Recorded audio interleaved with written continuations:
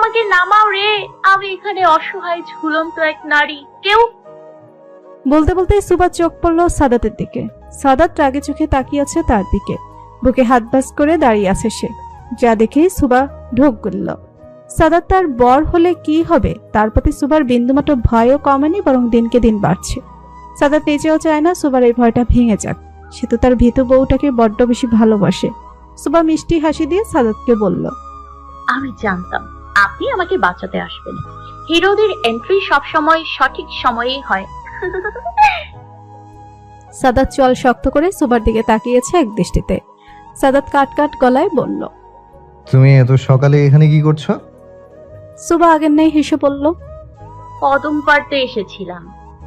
সাদাত গম্ভীরভাবে বলল, তো কদম পাড়তে এসেছো ভালো কথা, সেই হিসেবে তোমার হাতে কদম থাকার কথা, কিন্তু এখানে তো উল্টো তুমি কদমের সাথে ঝুলছো, ব্যাপারটা কি? সুবা চুপ করে আছে। সাদাত যদি জানে যে সেই জোর করে গাছে উঠেছে, তাহলে আজ তার আর রক্ষে নেই। যদিও সাদাত বেশ বুঝতে পেরেছে আসল কাহিনী। এর মধ্যেই কিটকেট এসে সাদাতের পায়ের কাছে দাঁড়ালো। ভৌ ভৌ উচ্চারণ তার উপস্থিতির জানান দিচ্ছে। সাদাত কিটকেটকে কোলে তুলে নিয়ে বাঁকা হেসে বলল, কিটক্যাট বেবি, তোমার মাম্মা এখানেই ঝুলে থাক, তার গাছে উঠে কদম পাড়ার শখটা মিটুক। সাদাতকে চলে দেখে সুবা চিৎকার করে বলল, সাদাত, আমাকে নামান। আমি নামতে পারছি না সাদাত। সাদাত মুস্কি হেসে বলল, কিছু বললে? শুনতে পাইনি। সুবা জিভ দাঁত দিয়ে হালকা কামড়ে বলল, ও বর সাহেব, নিয়ে যাও না সাথে করে। আরে আরে আমার হাত। বলতে না বলতে সুবা ধুম করে পড়ে গেল নিচে। সুবা বেশ ভয় পেয়ে গেছে, কিন্তু মাটিতে পড়লে আজ শিওর হাড়গোড় সব ভেঙে যেত। সময় মতো সাদাত ধরলেও নিজেকে বাঁচাতে পারত না। সুবাকে সহ নিচে পড়ে গেল। কিটক্যাট ভেউ করে উঠতেই দুজনেই মাটি থেকে উঠে দাঁড়ালো। সাদাত আর চোখে সুবার দিকে তাকিয়ে আছে, আর সুবা একবার সাদাতের দিকে তাকিয়ে ভো দৌড় দিল, আর পিছু নিল সাদাত। দৌড়াতে দৌড়াতে সুবা রুবাইয়ের পেছনে চলে গেল। সাদাত অনেক ধরার চেষ্টা করছে আর তার সাথে বলছে, সুবা, সামনে আসো এক্ষুনি, আমি ধরলে কিন্তু খবর আছে। সুবা দৌড়াতে দৌড়াতে বলল, আর কখনো যাব না, সত্যি বলছি। কদমও পারবো না। সুবা দৌড়াতে দৌড়াতে রুমে চলে গেল। সাদাত এবার আস্তে আস্তে হেঁটে রুমের দিকে গেল। গিয়ে দেখে সুবা কাঁথা মুড়ি দিয়ে শুয়ে আছে। সাদাত একটা হাফ ছেড়ে বেড বক্সের 3 নম্বর ড্রয়ার থেকে ফার্স্ট এড বক্স বের করে খাটে সুবার পাশে বসলো। দুবার সুবাকে ডাকলেও সে কোনো সাড়া দেয় না। সাদাত মুস্কি হেসে খাতা সরিয়ে দেখে সুবার চোখ থেকে পানি পড়ছে। সাদাত সুবার গাল 2 হাত ধরে কপালে আলতোভাবে চুমু দিল। কোথায় ব্যথা পেয়েছো? সুবা মাথা দুদিকে দুলিয়ে পড়ল। কোথাও না। সাদাত হেসে ফেলল। টেবিলের উপর থেকে একগুচ্ছ কদম এনে সুবার সামনে ধরল। সুবা মুখ ফুলিয়ে একবার ফুলগুলোর দিকে তাকিয়ে আবার চোখ সরিয়ে নিল। কি হলো, ফুলগুলো চাই না? এগুলোর জন্যই তো এত ঝোলাঝুলি। ব্যাস, সুবা এবার জোরেই কান্না করে দিল। সে বেশ টানে, এর জন্য সে তাকে কত খোঁটা শুনতে হবে সাদাতের কাছ থেকে। সাদাত তাকে জড়িয়ে ধরে হেসে ফেলল। সকালের নাস্তা শেষ করে সাদাত রুমে এসেই ভুরু কুচকে ফেলল। সুবাকে সে পড়া পড়তে দিয়ে গিয়েছিল, কিন্তু এই মেয়ে বইয়ের উপর মাথা রেখেই ঘুম। ভোর সকালে উঠে যে কাণ্ড ঘটিয়েছে তাতে ক্লান্ত হওয়ারই কথা। সাদাত তাকে ঠিক করে শুয়ে দিয়ে বেরিয়ে গেল নিচের কাছে। সাদাত একটা টেবিলে বসে হাতে পেপার ওয়েট নাড়াচাড়া করছিল, মুখে এক হিংস্র হাসি। সামনে দাঁড়ানো দানব আকৃতির লোকটাও তার চোখের দিকে তাকিয়ে ভয় পেয়ে গেল। সে বেশ ভালো করে বুঝতে পারছে তার রেহাই নেই।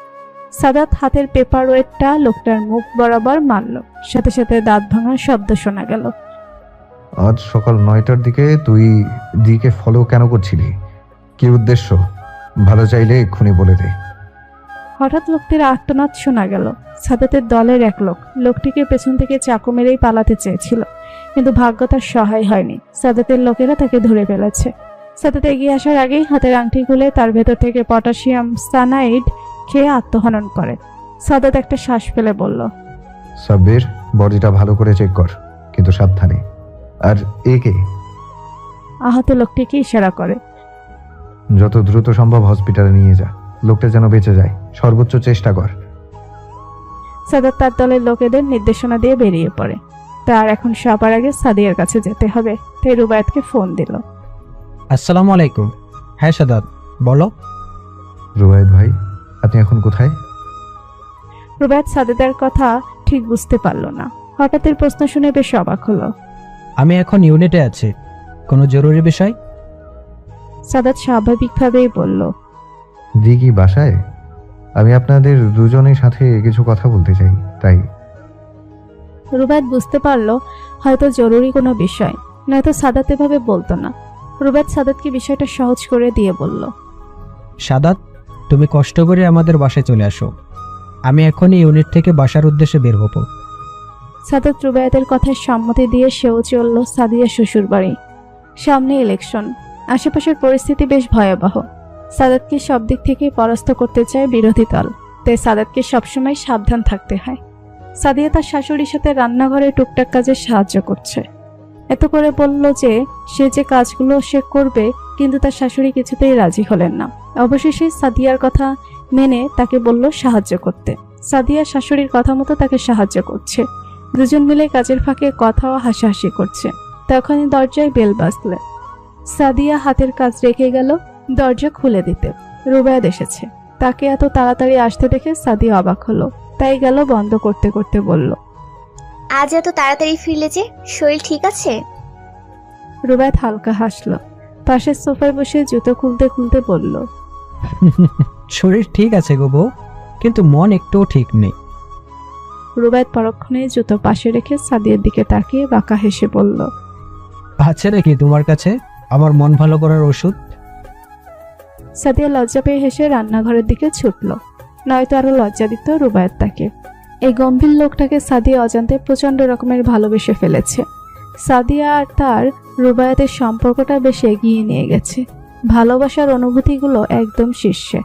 সাদিয়া প্রার্থনা করে যেন সুখটা সবসময় বজায় থাকে। রুবায়েত রুমে গিয়ে ফ্রেশ হয়ে নিল। সাদাত এখনো বাসায় পৌঁছায়নি, তাই তাকে ফোন করার জন্য হাতে মোবাইলটা নিতেই দরজায় কলিং বেল বাজলো। রুবায়েত নিজেই গেল দরজা খুলতে। সাদাত এসেছে। সাদিয়া তার ভাইকে দেখে প্রচন্ড খুশি। সে ব্যস্ত এটা সেটা দিয়ে ভাইয়ের আপ্যায়নে। সাদাত বাসার সবার সাথে কুশল বিনিময় করে রুবায়েতকে ইশারা করলো। রুবায়েত ইশারা বুঝে পড়ল। সাদিয়া, একটু আমাদের রুমে চা নিয়ে এসো তো। আমি আর সাদাত রুমেই আছি। সাদিয়া তার স্বামীর কথায় সম্মতি দিয়ে এগিয়ে গেল রান্নাঘরে। রুবায়েত আর সাদাত পাশাপাশি বিছানায় বসে আছে। সাদাত, কি হয়েছে? বুঝতে পারছি বিষয়টা হয়তো গুরুত্বপূর্ণ, কিন্তু কি নিয়ে তা ঠিক বুঝতে পারছি না। সাদাত কিছু বলবে তার আগে সাদিয়া চা নিয়ে রুমে এলো। সাদাত সাদিয়াকে উদ্দেশ্য করে বলল, দি, বস এখানে। সাদিয়া বসলো। সাদাত সাদিয়া এবং রুবায়েত দুজনকে বলল, আপনারা দুজনেই জানেন রাজনীতিতে সকল বিষয়ই বেশ ঝুঁকিপূর্ণ, আর সামনে ইলেকশন। আমার আগে তোমাদের নিরাপত্তা আমার কাছে সবচেয়ে বেশি ইম্পর্টেন্ট। দি, কখনোই তুই একা বাসা থেকে বের হবি না। হয়তো রুবায়েত ভাইয়ের সাথে বের হবি, আর ভাইয়া ব্যস্ত থাকলে আমাকে বলবি, তাও একা বের হবি না। আমি সবসময়ই তোকে সত্যটা বলে দিই, আজও তার ব্যতিক্রম হবে না। তোকে কেউ টার্গেট করেছে, আর আমি কোনোভাবেই তোকে নিয়ে রিস্ক নিতে পারবো না। রুবায়েত সাদাতের কথায় চমকালো। কিন্তু কেউ কেন সাদিয়াকে টার্গেট করবে? ওর সাথে কি শত্রুতা? সাদিয়া চুপচাপ সবটা শুনে যাচ্ছে। সাদাত প্রশ্নোত্তরে বলল, বিয়ের মতো মানুষের কখনো কোনো শত্রু থাকে না। রাজনীতিবিদের কন্যা এবং ছাত্র রাজনীতিবিদের বোন হওয়ার জন্যই ওকে সবাই আগে টার্গেট করতে চায়। রুবায়েত সবটা শুনল। সে নিজেও বেশ চিন্তিত সাদাতকে নিয়ে। সাদিয়াকে সে নিরাপত্তা দিতে পারবে তাতে কোনো সন্দেহ নেই, কিন্তু সবচেয়ে বেশি চিন্তা হয় তার ছোট বোনটার জন্য। কিন্তু রুবায়েত বিশ্বাস করে সাদাতের কাছেই তার বোনটা সবচেয়ে বেশি নিরাপদ। এখন আনুমানিক রাত 9টা বাজে, কিন্তু সাদাত এখনো বাসায় আসলো না। এদিকে সুবা বেশ চিন্তায় পড়ে গেছে। বারবার ফোনে চেষ্টা করছে, কিন্তু প্রতিবারই এক বিশ্রী কণ্ঠের মহিলা বলছে ফোনটা নাকি সংযোগ দেওয়া সম্ভব নয়। কিন্তু সুবা আবার চেষ্টা করছে। বিভিন্ন নাম্বার থেকে সে চেষ্টা করেছে। অজান্তেই তার চোখের কোণে পানি চলে এসেছে। যতই ব্যস্ত থাকুক না কেন, একটাবার ফোন করে জানিয়ে দিলে কি এমন হয়? এই যে তার হাত পা কাঁপছে, বুক ধরপড় করছে টেনশনে, অস্থির লাগছে তার, সারা রুম পায়চারি করছে। হঠাৎ রুমে দরজায় শব্দ হলো। সুবা তাকিয়ে দেখে রুবাই এসেছে, হাতে জুস। সুবা বুড়ুকুচকে এক পলক দেখে আবার পায়চারি শুরু করেছে। তার অস্থির আচরণ দেখে বুঝতে পেরেছে। সুবা, আরে বাবা, এত চিন্তা করিস না, সাদাত চলে আসবে। সুবা পায়চারি বন্ধ করে চিন্তিতভাবে বলল, চিন্তা করব না তো কি করব? তখন থেকে ফোন করে যাচ্ছি, কিন্তু ফোনটা অফ বলছে, ভাল লাগে না। সুবা আবার পায়চারি করতে শুরু করলো। রুবাইয়া জুসটা নিয়ে সুবার কাছে গেল, কিন্তু সুবা সাপ সাপ মানা করে দিয়েছে সে খাবে না। কি আর করার, জোর করে এত বড় মেয়েকে তো আর খাওয়ানো যায় না। তাই রুবাইয়া ব্যর্থ হয়ে জুস টেবিলে রেখে চলে গেল। সুবা পায়চারি করতে করতে বিছানায় ধপ করে বসে গেছে। সাদাতের আজ অনেকটা দেরি হয়ে গেছে বাসায় আসতে। ফোন করে কাউকে বলবে তারও উপায় নেই, ব্যাটারি ডেথ। পাওয়ার ব্যাংকটাও সাথে করে আনতে ভুলে গেছে। এদিকে ইলেকশনের জন্য বেশ কাজ করতে হয়েছে, সাথে আবার বোনের বাসায় যাওয়াতে সে ধরে বেঁধে খাইয়ে ছাড়লো। আনুমানিক রাত 12টা নাগাদ সে বাসায় পৌঁছালো। বাসায় সবাই ঘুম। এক কাজের লোক এসে দরজা খুলে দিল সাদাতকে। সাদাত আস্তে করে রুমে চলে এলো। রুমে এসে দেখে সুবা বিছানার এক পাশে হয়ে এলোমেলোভাবে শুয়ে আছে। সাদাত এগিয়ে গিয়ে দেখে হাত থেকে ফোনটা বিছানায় পড়ে গেছে। আর সুভা ঘুম, চোখের পানিতে গালে দাগ হয়ে আছে। সাদাতের অনেক কষ্ট লাগলো। সে বেশ বুঝতে পারছে সুবা আজ অনেক কষ্ট পেয়েছে। সাদাত সুবাকে ধরতে গিয়েও হাত গুটিয়ে নিল কিছু ভেবে। সে সরাসরি তোয়ালে নিয়ে ওয়াশরুমে চলে গেল। পানির শব্দে সুবা ঘুম থেকে উঠে গেল। প্রথমে কিছু বুঝতে না পারলো, পরক্ষণে আবার ফোন হাতে নিয়ে ফোন দিতে নিলেই চোখে পড়লো টেবিলের উপর রাখা সাদাতের ফোন আর ঘড়ি। সুবা দেয়াল ঘড়িটায় চোখ বোলালো। রাত 12টা 21। তারপর চোখ ঘুরিয়ে ওয়াশরুমে তাকালো। তার মানে সাদাত এসেছে, কিন্তু তাকে কিছুই বলল না। সুবার বেশ অভিমান হলো। থম মেরে বসে রইল সে। বেশ কিছুক্ষণ পর সাদাত মাথা মুছতে মুছতে ওয়াশরুম থেকে বের হয়ে সুবাকে বসে থাকতে দেখলো। সুবা এক দৃষ্টিতে তার দিকে তাকিয়ে। সাদাত কিছু বলবে তার আগেই সুবা উঠে রুমের বাইরে চলে গেল। আর সাদাত হাঁ করে তাকিয়ে আছে। সুবা যে বেশ ক্ষেপে আছে তা সে বেশ বুঝতে পারছে। সুবার পিছু পিছু সাদাতও বেরিয়ে এলো রুম থেকে। এসে দেখে সুবা রান্নাঘরে কি যেন করছে। হয়তো সাদাতের জন্য খাবারের ব্যবস্থা করছে। সাদাত রান্নাঘরে গিয়ে সুবাকে বলল, আমি এখন কিছু খাবো না, খেয়ে এসেছি। তুমি খেয়েছো তো?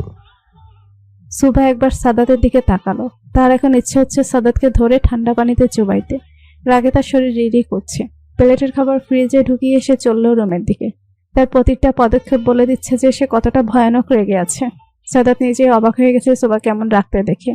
বিয়ের পরে প্রথম সে দেরি করে বাসায় এসেছে। এর আগে তো প্রায়শই এমন দেরি করে বাসায় আসতো। তার কাছে বিষয়টা সাধারণ হলেও সুবার কাছে নয়। সাদাতও ছুটল সুবার পিছনে। এখন নিশ্চয়ই রেগে নিচে ঘুমাতে যাবে। মেয়েদের এই একটা সমস্যা, কিছু হলেই রাগ হয়, রুম থেকে বেরিয়ে যাবে, নয়তো মেঝেতে শুতে যাবে, তারপর কান্নাকাটি। উফ! সাদাত রুমে গিয়ে দেখে সুবা খাটে আধশোয়া হয়ে কাঁথা গায়ে দিচ্ছে। সাদাত হালকা কেসে উঠল নিজের ভুল ধারণার জন্য। সুবা এখনো চুপ, কোনো কথা বলছে না। সাদাত টেবিলের উপর জুসের গ্লাস দেখে বলল, এই জুসের গ্লাস এখানে কেন? সুবা কোনো কথা না বলে কাঁথা গায়ে দিয়ে শুয়ে পড়ল। সাদাত ভুরু কুঁচকে সুবার দিকে তাকালো। তারপর নিজে সুবার ডান পাশে শুয়ে পড়ল। সাদাতকে পাশে শুতে দেখে সুবা বাম দিকে মুখ করে শুয়ে পড়ে। তা দেখে সাদাত আধশোয়া হয়ে সুবাকে একটানে নিজের কাছে নিয়ে এলো। সুবা চোখ বন্ধ করে আছে। সাদাত সুবার কানের কাছে মুখ নিয়ে মৃদুস্বরে বলল, আচ্ছা বাবা, সরি তো, আসলে বুঝতেই পারিনি কিভাবে এত লেট হয়ে গেল। ফোনে চার্জ না থাকে ফোনও দিতে পারিনি, সরি। এই এই শুভু! সাদাত একটা নিঃশ্বাস ফেলে আবার বলল, আমার বউটা আমার সাথে কথা বলে না কেন? এই শুভা, জানো আমি মনে করেছি তুমি রেগে মেঝেতে ঘুমাতে যাবে। সুবা এবার বেশ ক্ষেপে গিয়ে বলল, কেন আমার সাথে এক বিছানায় ঘুমোতে সমস্যা হচ্ছে? বেশি সমস্যা হলে নিজে অন্য জায়গায় ব্যবস্থা করুন, আমাকে ঘুমোতে দিন প্লিজ। বলেই সুবা আবার শুয়ে পড়ল। সাদাত পুরোপুরি অবাক হয়ে গেছে। যেই মেয়ে তাকে বাঘের মতো ভয় পেত সে আজ তার সাথে এইভাবে কথা বলল। সাদাত সুবার রাগ ভাঙাতে আবার বলল, আরে কাজ ছিল তো, তাই দেরি হয়ে গেছে। এরপর থেকে কাজ থাকলে সবার আগে তোমাকে বলে দিব, তাও রাগ করে থেকো না প্লিজ। এই শুভা! সুবা কোনো কথা বলল না। সাদাত ব্যর্থ হয়ে সুবাকে পেছন থেকে জড়িয়ে ধরে তার পিঠে ঠোঁট ছোঁয়ালো। সুবা তৎক্ষণাৎ কেঁপে উঠল। সাদাত বিছানা থেকে উঠে পানি পান করতে গেলে দেখে জগে পানি নেই। তাই জগ নিয়ে নিজেই রান্নাঘরের দিকে গেল। পানি নিয়ে আসার সময় তার দেখা হয় রুবাইয়ের সাথে। রুবাইয়া তাকে দেখে বলে, আরে ভাইয়া, আপনি কখন আসলেন? সাদাত রুবাইয়াকে উত্তর দিল। এই তো আধা ঘন্টা হবে। রুবাইয়া আবার বলল, খাওয়া দাওয়া করেছেন? সুবাহ তো সেই বিকেল থেকে না খাওয়া। আসলে আপনি ফোন ধরছিলেন না দেখে ও অনেক প্যানিক হয়ে উঠেছিল। এটা ওর অভ্যাস। প্যানিক হয়েই হাত পা কেঁপে বুক ধড়ফড় করে, প্রচুর টেনশন করে, আরো অল্পতেই প্যানিক হয়ে যায়। আজও তাই হয়েছে। আমি তাকে কিছুই খাওয়াতে পারিনি। আপনার সাথে খেয়েছে তো কিছু, নয়তো আবার তার প্রেশার ফল করবে। সাদাত মনে মনে বেশ রেগে গেল। সুবা এখন পর্যন্ত না খাওয়া। সাদাত রুবাইয়াকে বিদায় দিয়ে পানি নিয়ে রুমে গেল। পানি বেড বক্সের উপরে রেখে সুবার দিকে তাকালো। সুবা আপাতত চোখ বুঝেই আছে। সে যে ঘুমায়নি তা সাদাত বেশ বুঝতে পারছে। সাদাত আবার রান্নাঘরে গিয়ে খাবার প্লেটে করে নিয়ে এলো। সুবার পাশে বসে তাকে ডাকলো। সুভা, এই ওঠো, আগে খাবারটা খাও, পরে ঘুমাবে। সুভা। সুবা কোনো প্রতিক্রিয়া জানালো না। সাদাত এবার সুবাকে হালকা করে ধাক্কা দিল। সুবা এবার ভুরু কুচকে বলল। কি সমস্যা? ঘুমাতে দিন।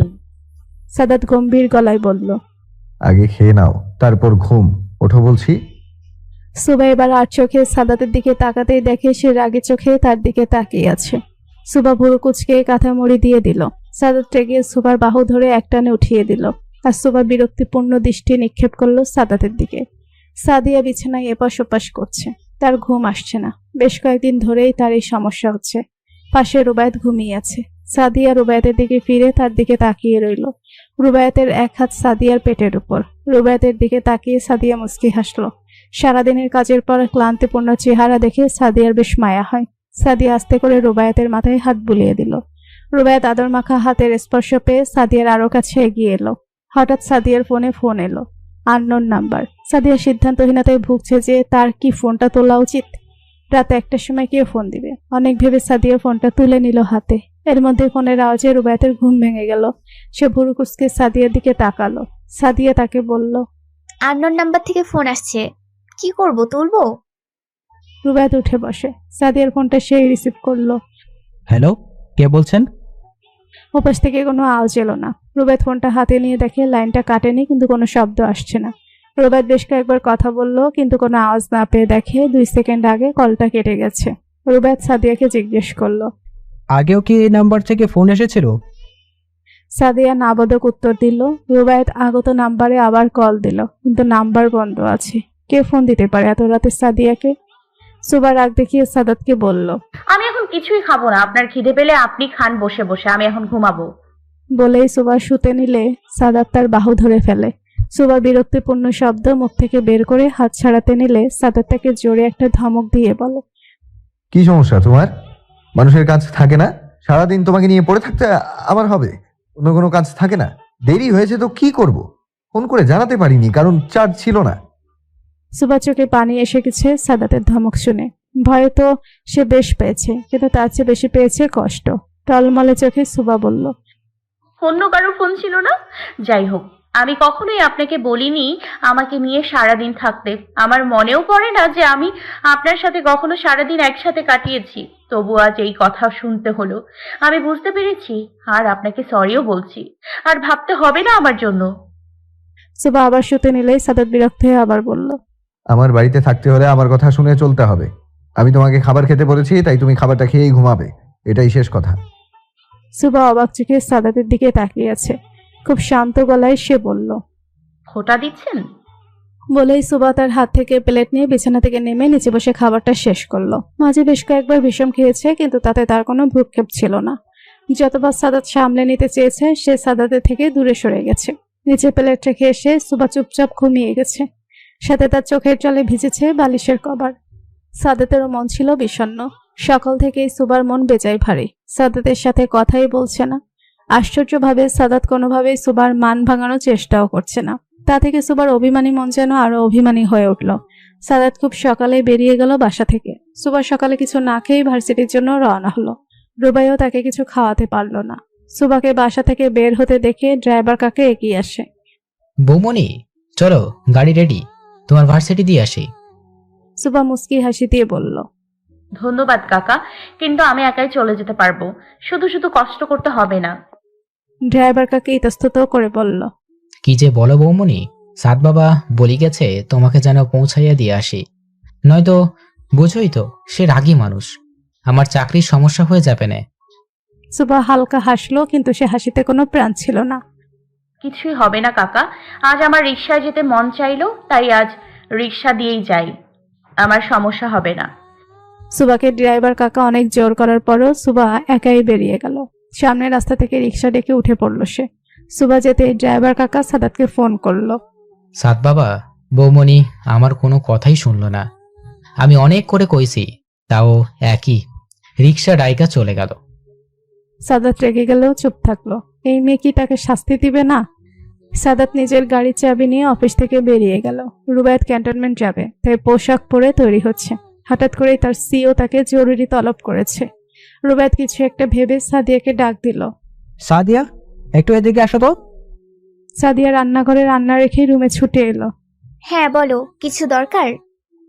রুবায়েত সাদিয়ার দিকে তাকিয়ে বলল, তোমার ফোনটা আমি নিয়ে যাচ্ছি। ওই ড্রয়ারে একটা বাটন ফোন আছে, এটা এমনিতেই বাসায় পড়ে থাকে। আমার একটা সিমও কানেক্ট করা আছে, যদি ফোন দিতে হয় তো ওটা দিয়ে দিও, নয় আম্মুর থেকে ফোন নিও। আজ তো মনে হয় আম্মুর অফ ডে। সাদিয়া হোম বলে তার ফোনটা রুবায়েতকে এগিয়ে দিল। রুবায়েত মুস্কি হেসে সাদিয়ার কপালে ঠোঁট ছোঁয়ালো। সাদাত ভার্সিটিতে এসেছে প্রায় আধা ঘন্টা হয়ে গেল, কিন্তু সুভা এখনো পৌঁছায়নি। সাদাত ভিতরে খোঁজ পাঠালেও সুভার দেখা মেলেনি, তাই সাদাত ক্যাম্পাসের মেন গেটেই দাঁড়িয়ে রইল। সুভার ক্লাস 10টা থেকে, কিন্তু এখন 10টা 10 বাজে। এর আগে কখনোই সুভা এমন দেরি করেনি। সাদাত তখন থেকে সুভাকে ফোন করে যাচ্ছে, কিন্তু ফোনটা অফ বলছে। প্রথমে ভেবেছে হয়তো রাগ করে ফোন অফ রেখেছে, কিন্তু এবার সাদাতের রীতিমতো চিন্তা হচ্ছে। সে তার এক জুনিয়রের থেকে তার বাইকটা নিয়ে বেরিয়ে পড়ল। কোথাও সুভাকে পেল না সাদাত। সাদিয়াকেও ফোন করেছে যে সেখানে আছে কিনা, কিন্তু না, সুভাকে কোথাও পাওয়া যাচ্ছে না। সাদাতের বুকের ভেতর ক্রমশ ভয় বাড়ছে। সে সকল প্রকার ফোর্স লাগিয়ে দিল সুভাকে খুঁজতে। রুবায়েত বসে নেই। গেল কোথায় মেয়েটা? ঘন্টা খানিকের ভেতর এভাবে কিভাবে গায়েব হয়ে গেল? সাদাত অস্থির হয়ে সুভাকে খুঁজে চলেছে। ফোনের উপর ফোন দিচ্ছে, কিন্তু এই মেয়ের কোনো খোঁজ পাওয়া যাচ্ছে না। হঠাৎ করে সাদাতের মনে হলো তার বুকে মাত্রাতিরিক্ত খালি খালি লাগছে। এই অসহ্য যন্ত্রণা হচ্ছে। ইচ্ছে হচ্ছে সবকিছু তছনছ করে দিতে। সাদাত বাইকে করে ভার্সিটির ডান দিনে একটা লেক আছে, সেদিকে ছুটছে। তার হাত রীতিমতো কাঁপছে। একটু অন্যমনস্ক হতেই ঘটল এক দুর্ঘটনা। যদিও বাইকের গতি সঠিক সময়ে ঘুরিয়ে নেওয়ায় আঘাতটা শুধু সাদাতের লেগেছে, কিন্তু সামনে তাকাতেই দেখতে পেল ক্ষতবিক্ষত অবস্থায় সুবাকে। সুবা সাদাতকে দেখেই দৌড়ে এসে তাকে চাপড়ে ধরেছে।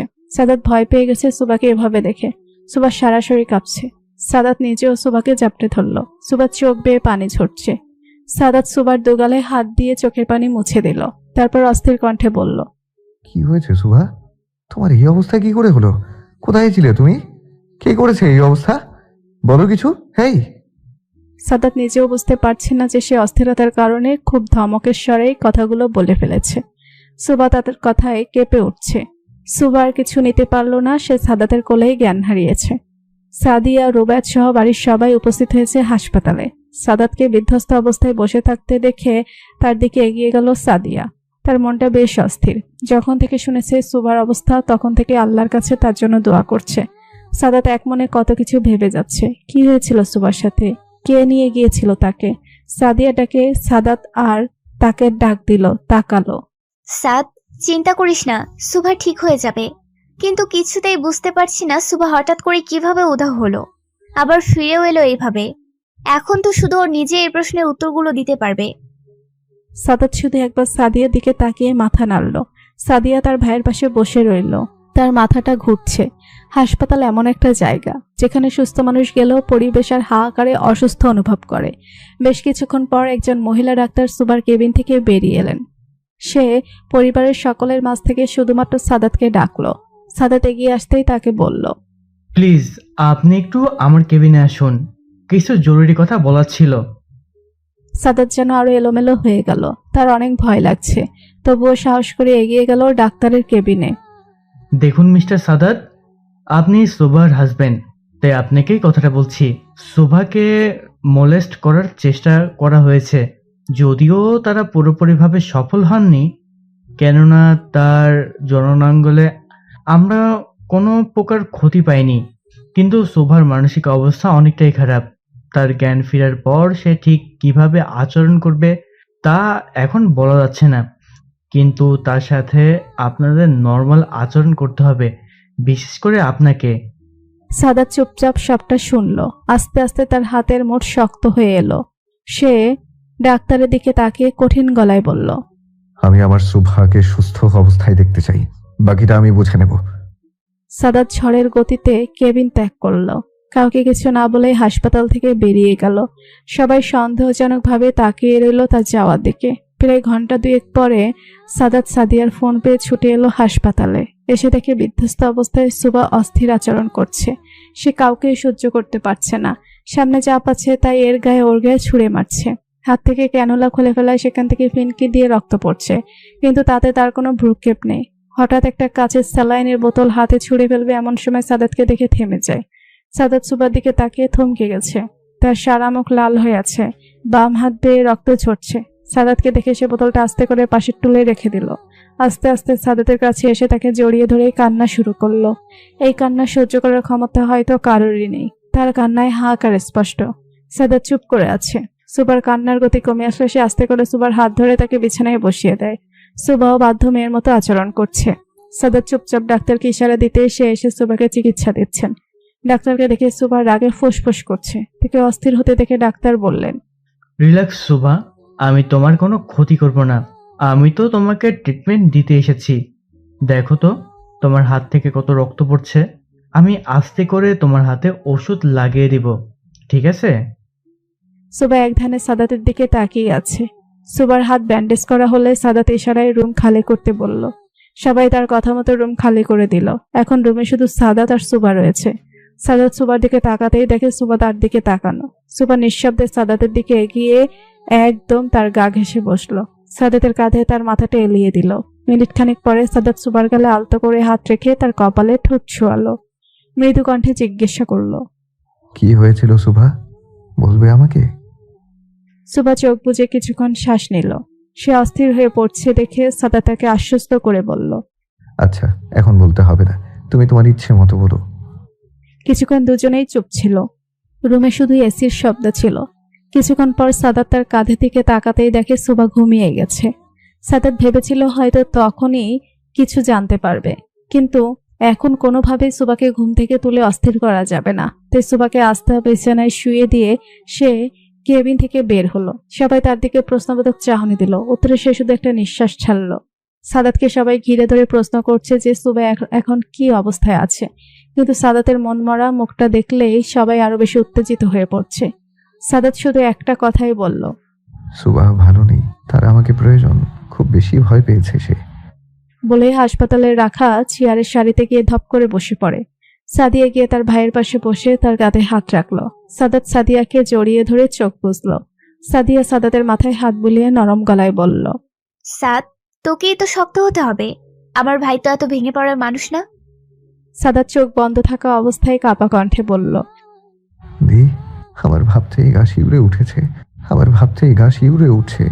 ওরা আমার সুবাহর সাথে ঠিক কি আচরণ করেছে আমি ভাবতেই পারছি না।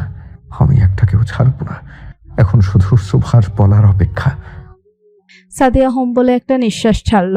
তার মাথাটা ঝিমঝিম করছে। হাসপাতালের ভোটকা গন্ধের দরুন তার প্রচন্ড বমি পাচ্ছে। তাকে এমন অস্থির আচরণ করতে দেখে সাদাত সাদিয়াকে ছেড়ে বুড়ো কুচকে তার দিকে তাকালো। সাদিয়া থাকতে না পেরে মুখ চেপে ধরে ওয়াশরুমের দিকে দৌড় দিল। তাকে দৌড়াতে দেখে রুবায়াতও তৎক্ষণাৎ তার পিছু ছুটল। সাদাত রুবায়াতকে যেতে দেখে সে ধীর গতিতেই গেল। যতই হোক, বিয়ের পর সাদাতের আগে রুবায়াতেরই সবচেয়ে বেশি অধিকার রয়েছে সাদিয়ার প্রতি। সাদিয়ার নাড়ি উল্টে বমি আসছে। রুবায়াত গিয়ে তার মাথা হালকা করে চেপে ধরল। বেশ কিছুক্ষণ পর তার বমি থামলো। বমি ভাবটা এখনো রয়েছে। সে পেছনে রুবায়াতের গায়ে হেলান দিয়ে হাঁপাচ্ছে। রুবায়াত পানি দিয়ে সাদিয়ার মুখটা ধুয়ে দিল। তারপর আস্তে করে তাকে নিয়ে চেয়ারে বসালো। সাদাত একজন ডাক্তারকে এনে সাদিয়া চেক আপ করতে বলল। ডাক্তার তাকে দেখে সর্বপ্রথম জিজ্ঞেস করছে তার পিরিয়ড মিস হয়েছে কিনা। সাদিয়া ঠিক মতো বলতে পারলো না, অস্থির দারুণ। তাই ডাক্তার তাকে প্রেগনেন্সি টেস্ট করতে। শুয়ে থাকা তার স্ত্রীর মলিন মুখের দিকে তাকিয়ে থাকে কতক্ষণ। হঠাৎ করে তার ভেতর থেকে বেরিয়ে আসে দীর্ঘশ্বাস। ডান হাতে কলম ধরে কি সব লিখে চলেছে আনমনে। সকালে সুবাকে নাস্তা খেয়ে ওষুধ দিয়ে সে বেরিয়ে পড়ল। এখন তার অনেক কাজ করতে হবে। যতবার সে তার হিংস্রতা শেষ করতে চায়, ততবার পরিস্থিতি তাকে হিংস্র হতে বাধ্য করে। সাদাতকে এভাবে হিংস্র হতে দেখে তার নিজের লোকেরাই ভয় পেয়ে গেছে। সাদাত গম্ভীরভাবে অফিসে এসে তার চেয়ারে বসে। হঠাৎ দরজায় শব্দ হয়, সেদিকে ফিরে তাকায়। সাব্বিরকে আসতে দেখে চেয়ারে ইজি হয়ে বসে তাকে রুমে আসতে অনুমতি দিল। অনুমতি পেয়ে সাব্বির এসে সামনে একটা চেয়ারে বসে একটা ফাইল সাদাতের দিকে এগিয়ে দেয়। সাদাত ফাইলের দিকে তাকাতেই সাব্বির বলে, হাসপাতালে সঠিক সময়ে নেওয়া হয়েছিল ইমেলকে। তার বয়ান অনুযায়ী সকল তথ্য এই ফাইলে দিয়েছি, একটু দেখে নিয়েন ভাই।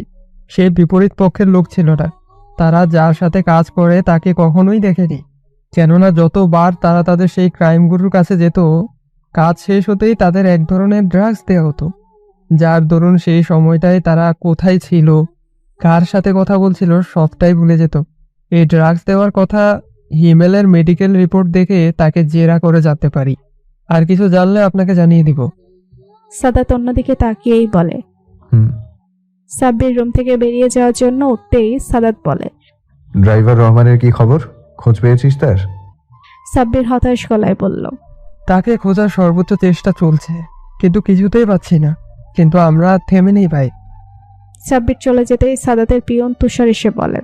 স্যার, আপনার আজকে মিটিং আছে নামাজের পর। বড় স্যার আপনাকে ডাকে। সাদাত তার কথার উত্তর দিয়ে চলল তার বাবার সঙ্গে সাক্ষাৎ করতে। প্রায় মাসখানেক পেরিয়ে গেল। সাদিয়ার প্রেগনেন্সি 3 মাস চলে। সাদিয়া প্রেগনেন্ট জানার পর থেকেই তার যত্ন আত্তি যেন আগের তুলনায় দ্বিগুণ। দুই পরিবারের মাঝে প্রথম বাচ্চা আসতে চলেছে। রুবায়েত চেষ্টা করে সাদিয়াকে সময় দিতে, তবুও কাজের জন্য তাকে যেতেই হয় বাইরে। সাদিয়া সারাক্ষণই ভয়ে থাকে তার ভাই এবং স্বামীকে নিয়ে। দুজনের কাজেই রয়েছে অনেক ঝুঁকি। সময় করে শাশুড়িকে নিয়ে চলে যায় তার বাপের বাড়ি। সুভাকে সময় দেয়, তোর মান ভালো করার চেষ্টা করে, কিন্তু সুভার মন মারা মুখটা দেখলেই সাদিয়ার বুকটা খাখা করে ওঠে। একটা বিষয় সকলে লক্ষ্য করেছে যে সুভা সাদিয়ার বিষয়ে খুবই যত্নশীল। বাচ্চাটার জন্য সে নিজেও অনেক আগ্রহ করে অপেক্ষা করছে। সাদিয়া সুভার আগ্রহ দেখে মুস্কি হাসে। সাদাত কাজ শেষ করে সাদিয়ার সাথে দেখা করতে যায়। এটা তার প্রতিদিনের কাজ বলা চলে। সাদিয়া তার ভাইকে দেখে আহ্লাদে আটখানা হয়ে রয়, ব্যস্ত হয়ে পড়ে তার যত্ন আত্তিতে। সাদিয়া সাদাতকে বেশ সচেতনভাবে বলে। সাদ, আমার মনে হয় সুভার একটা বাচ্চা প্রয়োজন। সাদাত চমকে বলে। কি বলো এগুলো দি? সাদিয়া আগের নিয়ে বলে। হ্যাঁ, তুই বুঝতে চেষ্টা কর।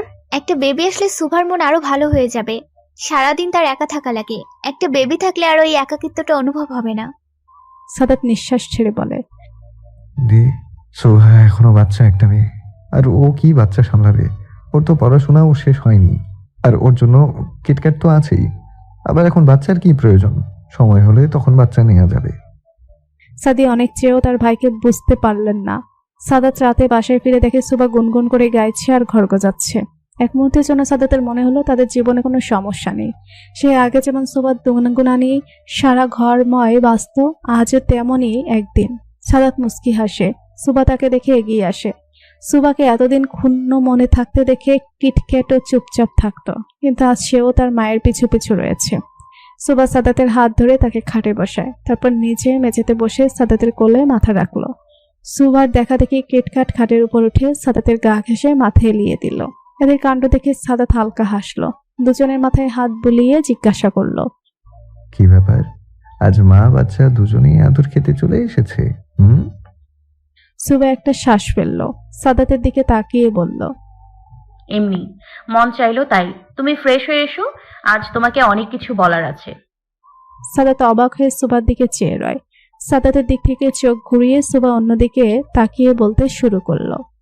সেদিন আমাকে যখন ড্রাইভার কাকা রিক্সা করে দিল, সে ইতস্তত করছিল। আমি তেমন কিছু মনে না করে রিক্সা করে ভার্সিটির উদ্দেশ্যে রওনা হই। রিক্সা প্রথমে ধীরেই চলছিল, কিন্তু আস্তে আস্তে এর গতি বাড়তে লাগলো। আমি যখন বললাম আস্তে রিক্সা চালাতে, লোকটা আস্তেও তো দূর, বরং আরো আরো জোরে চালাতে শুরু করলো। হঠাৎ মুখের ওপর তারা ক্লোরোফর্ম স্প্রে করলো। এর উদ্ভট গন্ধেই বুঝতে পেরেছি আমি। তখনই বুঝে যাই যে আমার সাথে খারাপ কিছু হতে চলেছে, কিন্তু চিৎকার করার সময়ও পেলাম না। দুই পাশ থেকে 2টা মাইক্রোবাস এসে এমন ভাবে চেপে ধরলো যে সুভা ঢোক গিলল। সে সামান্য কিছুতে আতঙ্কিত হয়ে যায়, আর এখানে তার সাথে এত ভয়ঙ্কর ঘটনা ঘটেছে। সাদাত সুভার কাঁধ ধরে বলে। হয়েছে, আজ আর বলতে হবে না। সুভা হালকা এসে চোখ খুলে সাদাতের কোলে মাথা দিয়ে শুয়ে আবার বলে। মনে হচ্ছিল ওই দিনই আমার শেষ দিন। আমি তাও চিৎকার করেছি, কিন্তু লোকে কি ভাববে শুনবে। বাস 2টা অনেক হর্ন দিচ্ছিল। ততক্ষণে ক্লোরোফর্মও কাজ করা শুরু করে দিয়েছে। হাত পা অবশ হয়ে আসে। আমি ঢলে পড়ে যেতে নিতেই রিক্সা তৎক্ষণাৎ থেমে যায়, আর কেউ আমাকে কোলে তুলে নেয়। যখন জ্ঞান ফেরে তখন এক অন্ধকার রুমে নিজেকে আবিষ্কার করি। জায়গাটা অনেক অন্ধকার ছিল, চারপাশে ভোটকা গন্ধ নাকে আসছিল। আমাকে মেঝেতেই শুয়ে রাখা হয়েছিল। আস্তে উঠে দেখি রুমটা একদম ফাঁকা। চিৎকার করতে যেয়ে ভাবলাম এখানে আমার চিৎকার শোনার কোনো মানুষ নেই। যারা রয়েছে তারা জানোয়ার ছাড়া কিছুই না। আস্তে আস্তে আশেপাশে তাকিয়ে ভাবতে শুরু করলাম এখান থেকে কি করে বের হব, কিন্তু উপায় পাচ্ছিলাম না। তখন দেখতে পেলাম একটা ভাঙা দরজা। দরজাটা খুলতে ক্যাচ ক্যাচ করে শব্দ তৈরি হতেই জানোয়ারগুলো টের পেয়ে যায়। আমি দৌড়াবার আগেই আমার চুলগুলো টেনে ধরে। দেখো, এইভাবে। সুবা হাত দিয়ে দেখায় তারা ঠিক কিভাবে চুল ধরেছিল। চোখের কোণে পানি এসে ভিড় করেছে বহুক্ষণ আগে।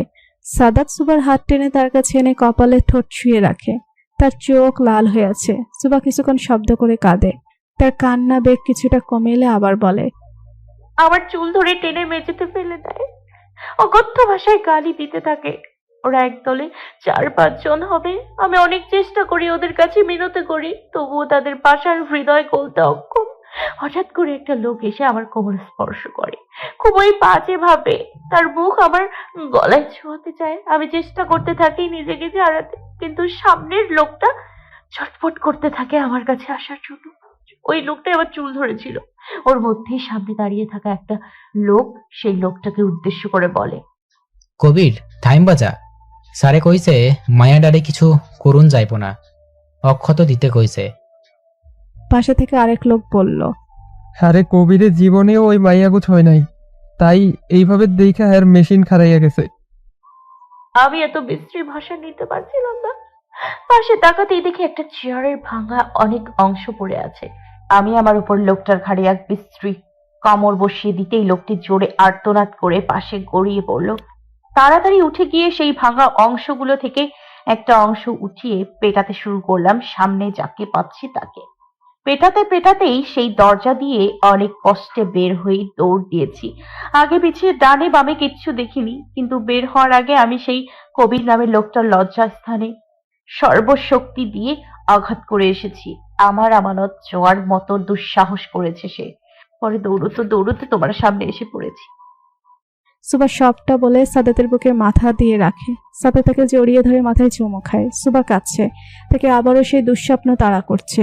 সাদাত সুবার গাল ধরে তার দিকে ফিরালো। কাঁদতে কাঁদতে তার নাক মুখ লাল হয়ে আছে। সাদাত বলল, সুবা, এদিকে তাকাও, আমার দিকে। সুবা তার দিকে তাকিয়ে চোখ খুলতেই তার চোখের কোনা বেয়ে ফোটায় ফোটায় পানি পড়তে লাগে। সাদাত একটা ঢোক গিলে বলে, আজ তোমার সকল বিষণ্ণ অনুভূতি আমার পবিত্র স্পর্শ দিয়ে মুছে দেব। তুমি এখনো পবিত্র। আজ থেকে তোমার মনে আর কোনো সংশয় থাকবে না। আজ আমি তোমাকে আমার মতো করে স্পর্শ করব, যেন সেই কালো প্রহর তোমার মনেই না আসে।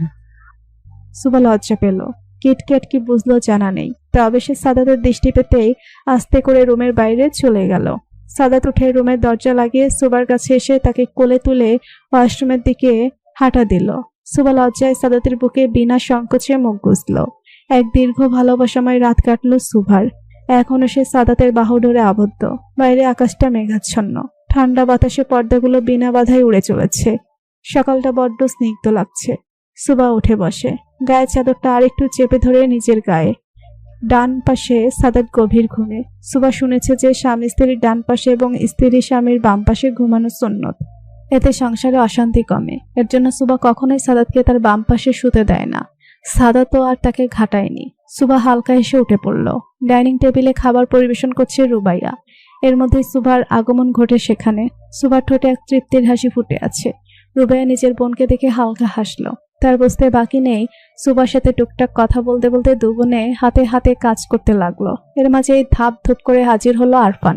সে রুবাইয়াকে ডাকে, রুবা, এদিকে একটু আসো, তোমার সাথে কথা আছে। দেখা গেল রুবাইয়া তার কথা না শুনে রান্নাঘরে চলে গেল। সুভা রুবাইয়াকে এভাবে অভিমান করতে দেখে আরফানের দিকে তাকিয়ে বলল,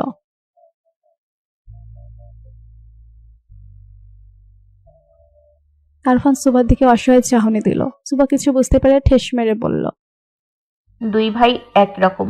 এরা পারে খালি দেরি করে বাসায় আসতে। একদম ঠিক হয়েছে। এই আপু, তুই তো এত সহজে মানবি না। 2 দিন পর বাবা হবে আর সে এখন দেরি করে বাসায় আসে, বউকে একা রাখে।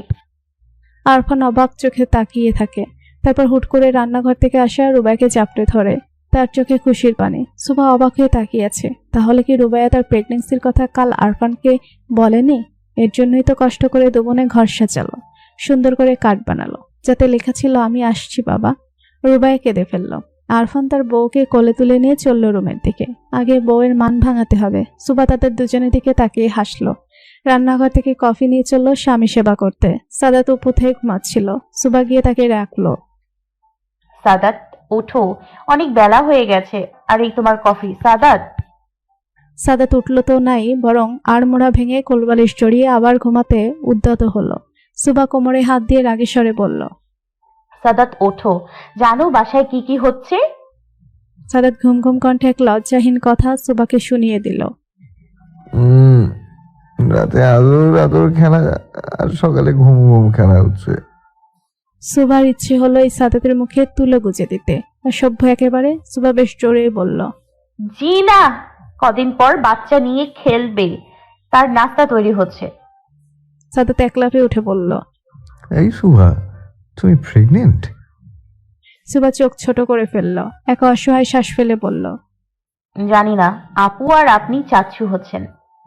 সাদাত অবাক হয়ে বলল। সত্যি? আরফান বাবা হচ্ছে? শালা আমাকে কিছুই বললো না। একে তো। সুবা সাদাতের কথা আটকে দিয়ে বলল। সে নিজেই জেনেছে সকালে। রাতে কত আয়োজন করলাম আমি আর আপু মিলে, কিন্তু ওই লোক বাসায় এসেছে দেরি করে, তাই আপু আর রাগ করে তাকে বলেনি। এখন বউয়ের রাগ ভাঙাচ্ছে রুমে বসে। সাদাত সুবা দুজনেই হেসে দিল। রুবায়েত তার বউয়ের খেদমতে ব্যস্ত। আজ সারাটা রাত সাদিয়া তাকে গাধার খাটুনি খাটিয়েছে। তার এই চকলেট খেতে ইচ্ছে করে তো ওই ফুচকা খেতে মন চায়। একটু ঘুমালেই আবার ডেকে বলছে তার নাকি একা একা ভয় করছে, অথচ তার পাশেই রুবায়েত শুয়ে আছে। এই করতে করতেই সকাল হয়ে গেল। রুবায়েতের চোখ ভেঙে ঘুম আসছে, সাদিয়াও ঘুমিয়েছে। হঠাৎ ফোনের আওয়াজ আসতেই রুবায়েত তাড়াতাড়ি ফোন তুলে সাইলেন্ট করে দিল। ফোন তুলে বলল আজ সে ছুটি নেবে। এখন কাজে যাওয়ার মতো শক্তি ইচ্ছে কোনোটাই তার নেই। সে ফোন কেটে সাদিয়াকে জড়িয়ে ঘুমিয়ে রইল। সাদাত সকালবেলা নাস্তা না করেই বেরিয়ে গেছে ফোন পেয়ে। সুবা অনেকবার নাস্তা করে যেতে বললেও সে বলল সময় নেই, বাইরে নাস্তা করে নিবে। সুবার মানা করেনি। এমনিতেই সামনে ইলেকশনের জন্য তাকে অনেক দৌড়াতে হয়। সুবার মন এখনো সায় দেয় না রাজনীতির প্রতি, তবুও কি আর করার। সাদাতের জন্য টেনশন করে। মন বেশি খারাপ হলে কেঁদে কেটে বুক ভাসায়, তবুও সাদাত তার বিন্দুমাত্র জানে না, কারণ সুবা জানতে দেয় না। সুবা নাস্তা করে সকাল থেকেই বসে গেছে পড়াশোনা করতে। সাদাতের লোকেরা ড্রাইভার রহমানকে ধরতে পেরেছে। সেই খবর শুনেই সাদাত দৌড়ে এসেছে। ড্রাইভার রহমান ভয়ে কাচুমাচু হয়ে আছে। সে পালানোর অনেক চেষ্টা করে, তবু পারেনি। খুব বুদ্ধির সাথে তাকে ধরা হয়েছে। সাদাত প্রকাশ্যে কোনো লোক লাগায়নি, গোপনে বাংলাদেশের কোনা কোনা বাদ রাখেনি। অবশেষে ড্রাইভার রহমানের খোঁজ পায় চট্টগ্রাম শহরে। সাদাত চোখ বন্ধ করে শ্বাস নিচ্ছে। তার চোখ অসম্ভব লাল হয়ে উঠছে। রাগ নিয়ন্ত্রণ করার চেষ্টা করে কাটকাট গলায় জিজ্ঞাসা করলো। কেন এমন করলি সুভার সাথে? ড্রাইভার রহমান চুপ করে আছে। সাদাত হুঙ্কার দিয়ে উঠল। বল, কত সম্মান করে ও তোর, আর তুই কি প্রতিদান দিলি? বাচ্চা একটা মেয়ের গায়ে তুই কলঙ্ক লাগিয়ে দিলি, কুত্তার বাচ্চা।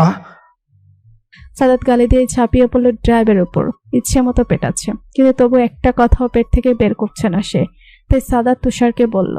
ইনজেকশনটা নিয়ে আয়। এইভাবে সত্যি বলবে না। জি ভাই।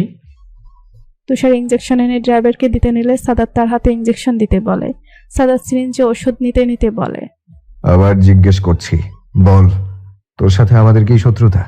কেন তুই আমার জীবনের পিছে পড়েছিস, নাকি কারো কথায় এই কাজ করেছিস? বল, নয়তো ওষুধটা তোর শরীরে গেলে এমনিতেই কথা বের হবে। ড্রাইভার রহমান হাঁপাতে শুরু করলো। স্বর জড়ানো গলায় বলল। আমি কিচ্ছু জানি না। সাদাতের হিংস্রতা বাড়তে লাগলো।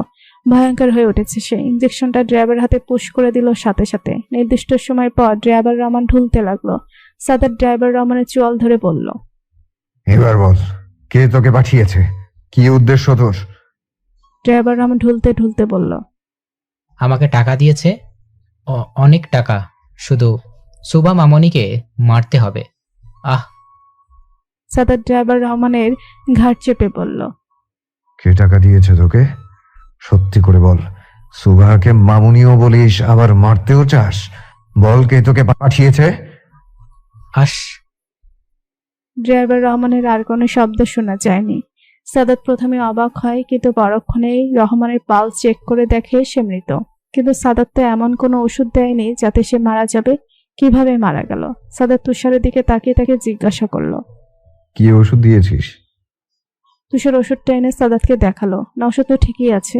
সাদাত দেরি না করে ফোন করলো। এক স্বনামধন্য হাসপাতালে নিজ কেবিনে বসে রোগী দেখছিলেন ডক্টর শিশির রাহান। হঠাৎ ফোনের আওয়াজে সেদিকে চোখ বোলাতে তার ঠোঁটের কোণে হাসি ফুটলো। ফোনটা তুলে কানে নিয়ে ঠেস মেরে বলল সে।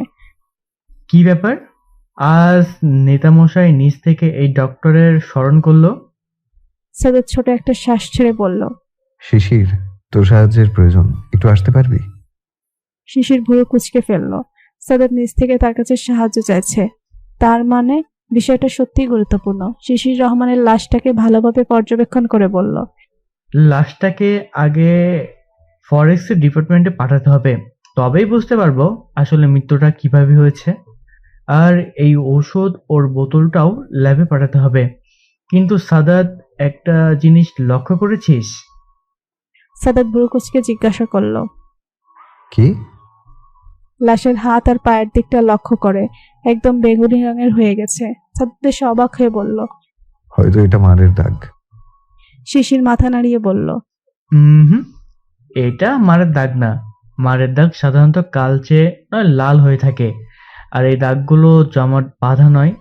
মারের দাগ হয়ে জমাট বাঁধা থাকতো। সাদাত উৎসুকভাবে জিজ্ঞাসা করল। তাহলে?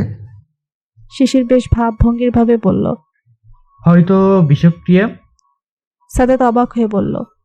কিন্তু ওকে বিষ কে দেবে? আমি তো শুধু ওকে অ্যালকোহলের একটা ডোজ দিয়েছিলাম মাত্র।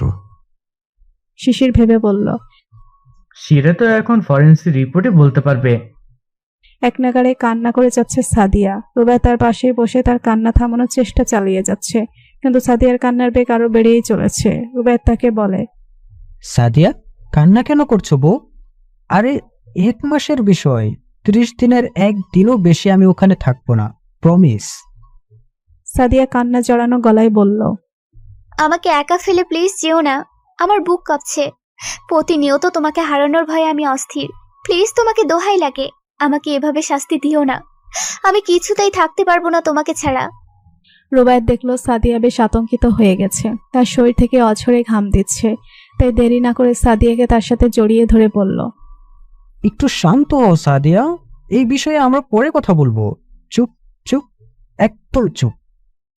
সাদিয়া কান্না থামানোর চেষ্টা করছে, কিন্তু তবুও তার শরীর থরথর করে কাঁপছে।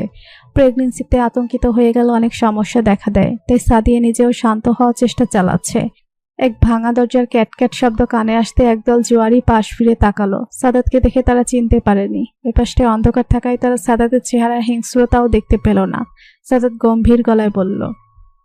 তোদের মধ্যে কবির কে? সাদাতের কথা শুনে দলের এক লোক এগিয়ে এসে বলল। আমি কবির। আমার কি দরকার? বস, তোমার লোকে তো কোনো সময় ঘাপলা হয় নাই, কি চাও আমার কাছে? সাদাতের চোখ মুখ অগ্নিরূপ ধারণ করেছে। সে এগিয়ে এসে কবিরকে ধামাধাম পিটাতে লাগলো। সাদাতকে মারার উদ্দেশ্যে দলের অন্য লোক এগিয়ে যাওয়ার আগেই সে এক ভয়ঙ্কর হুঙ্কার করে উঠল। খবরদার, কেউ ভুলেও এদিকে আসবি না। তোদের সাহস দেখে আমি অবাক। তোরা আমার কলিজায় হাত দিস? সাদাত রহমান সাদের কলিজায় হাত দেওয়ার পরিণাম অনেক ভয়াবহ। সাদাতের হুমকি খেয়ে দলের সব থতমত হয়ে গেল। দলেরই এক লোক, বয়স সবার চেয়ে খানিকটা বেশি হবে, সে মিনমিন করে বলল। সাদাত ভাই, আমার জানা মতে কবিরে তো আমাগনো দলের কারোর লগে কোনো ঘাপলা করে নাই। কি হইছে ভাই? সাদাত আবার হুঙ্কার করে বলল। আমার বউকে তুলে আনছিস তোরা। এই কুত্তার বাচ্চা, তার গায়ে অনেক বড় ভুল করে ফেলেছিস। আর সবচেয়ে বড় ভুল করেছিস এখান থেকে না পালিয়ে। সাদাত কথা বলতে বলতে সেখানে তার দলের লোকেরা জড়ো হয় এবং সব কটাকে ধরে নিয়ে যায়। সুবা রান্নাঘরে কাজ করছে। সাধারণ সময়ে তাকে ভুলক্রমেও রান্নাঘরে আসতে দেওয়া হয় না। পড়াশোনার মাঝেই দিন কাটে, কিন্তু আজ রুবাইয়া বেশ অসুস্থ হয়ে পড়ায় তাকে রান্নাঘর দিকটা দেখতে হচ্ছে। সেও ভাবলো আজ সুযোগ আছে, টুকটাক কাজ করে নিক। সবজি কেটে ভালোভাবে ধুচ্ছে সে। চুলায় গোস্ত আর ডাল রান্না করা হয়ে গেছে। ভাজে সবার আগেই রান্না করে। হঠাৎ গাড়ির শব্দ পেতে সে ভাবলো হয়তো আরফান এসেছে। রুবাইয়ের খবর সে আরফানকে ফোন করে জানিয়েছে। তাকে কেমন এলোমেলো লাগছে। সাদাত গটগট করে রুমে চলে গেল। সুবা কিছু জিজ্ঞাসা করারও সময় পায়নি। সেও সাদাতের পিছু পিছু তাদের রুমে গেল। সাদাত তাকে দেখেও কিছু বলল না। সুবাই জিজ্ঞাসা করলো। আজ হঠাৎ এত তাড়াতাড়ি বাসায় ফিরলে? ঠিক আছো? শরীর খারাপ করেনি তো? সাদাত সুবার কথার কোনো জবাব দিল না। সে একধানে তার নিজের কাজ করে চলেছে। সুবা আবার বলল। সাদাত, তুমি ঠিক আছো তো? তুমি তো এই সময় বাসায় আসো না। সাদাত রেগে সুবাকে বেশ ধমকের সুরে বলল। কি সমস্যা তোমার? এভাবে বিরক্ত করছো কেন? আমি কি তোমাকে ডেকেছি? যাও এখান থেকে। সুবা বেশ চমকালো। রীতিমতো সাদাতের ধমকে কেঁপে উঠল। তাও ভাবলো হয়তো সাদাত কোনো বিষয় নিতে চিন্তিত, তাই সে সাদাতকে ঘাটালো না, হালকা হেসে বলল। এমনি জিজ্ঞাসা করছিলাম, তুমি তো এই সময় বাসায় আসো না। সাদাত আবারও থমকে বলল। আমি বাসায় এসে খুব ক্ষতি করে ফেললাম তোমার। বলো তো, বেরিয়ে যাই বাসা থেকে। সুবা এবার বেশ ভয় পেল, তবুও মিনমিনে গলায় বলল। তুমি ফ্রেশ হয়ে এসো, আমি তোমাকে খাবার দিচ্ছি। সাদাত সুবার দিকে বিরক্তিপূর্ণ চাহনিতে তাকালো, রেগে বলল। যাও তো এখান থেকে। সুবা চুপ করে বেরিয়ে আসতে আসতে শুনলো সাদাত বিড়বিড় করে বলছে। বিরক্ত করে ফেললো। উফ, কানের কাছে প্যান প্যান প্যান প্যান, অসহ্য। সুভার এবার না চাইতেও তার চোখের কোণে পানির ভিড় জমেছে। সে আস্তে করে এগিয়ে গেল রান্নাঘরের দিকে। সে চুপচাপ রান্না করতে লাগলো। খানিকক্ষণ পর সে অনুভব করলো তার পুরো শরীর অবশ হয়ে আসছে, মাথাটা ঝিমঝিম করছে। সে আস্তে করে দেয়াল ঘেঁষে বসে পড়লো নিচে। কথা বলার শক্তি পাচ্ছে না, হাত পাও রীতিমতো কাঁপছে। বেশ খানিকক্ষণ পরে বাসার কাজের খালা মিনা রান্নাঘরের দিকে এগিয়ে আসতেই দেখে সুবা নিচে পড়ে আছে। সে আতঙ্কিত হয়ে এগিয়ে এসে সুবাকে ধরে জিজ্ঞাসা করে। বৌমনি, কি হয়েছে তোমার? সাদাত বাবারে ডাক দিমু? সুবা অসুস্থ হয়ে পড়েছে, তবুও কোনো রকমে মিনা খালাকে মানা করলো। আস্তে করে বলল। আমাকে একটু মিষ্টি বা চিনি পানি এনে দাও। মিনা খালা দৌড়ে গিয়ে ফ্রিজ থেকে মিষ্টি এনে সুবাকে খাইয়ে দিল। অনেকক্ষণ পর সুবা সুস্থ বোধ করলো। সাদাত গোসল শেষ করে বাইরে আসে। তার হঠাৎ খেয়াল হয় যে সে সুবার সাথে খারাপ ব্যবহার করেছে। পরক্ষণে ভাবে একে তো সে এত ঝামেলার মধ্যে দিয়ে যাচ্ছে, তার উপর বাহির থেকে আসার সাথে সাথে সুবার প্রশ্ন, যার জন্য তার মাথা গরম হয়ে গিয়েছিল। সে রুমে পায়চারি করতে থাকে। এর মধ্যেই তার ফোনটা বেজে ওঠে। সে ফোন তুলে নিয়ে বলে। শিশির, কোনো খবর? ওপাশ থেকে শিশির বলল।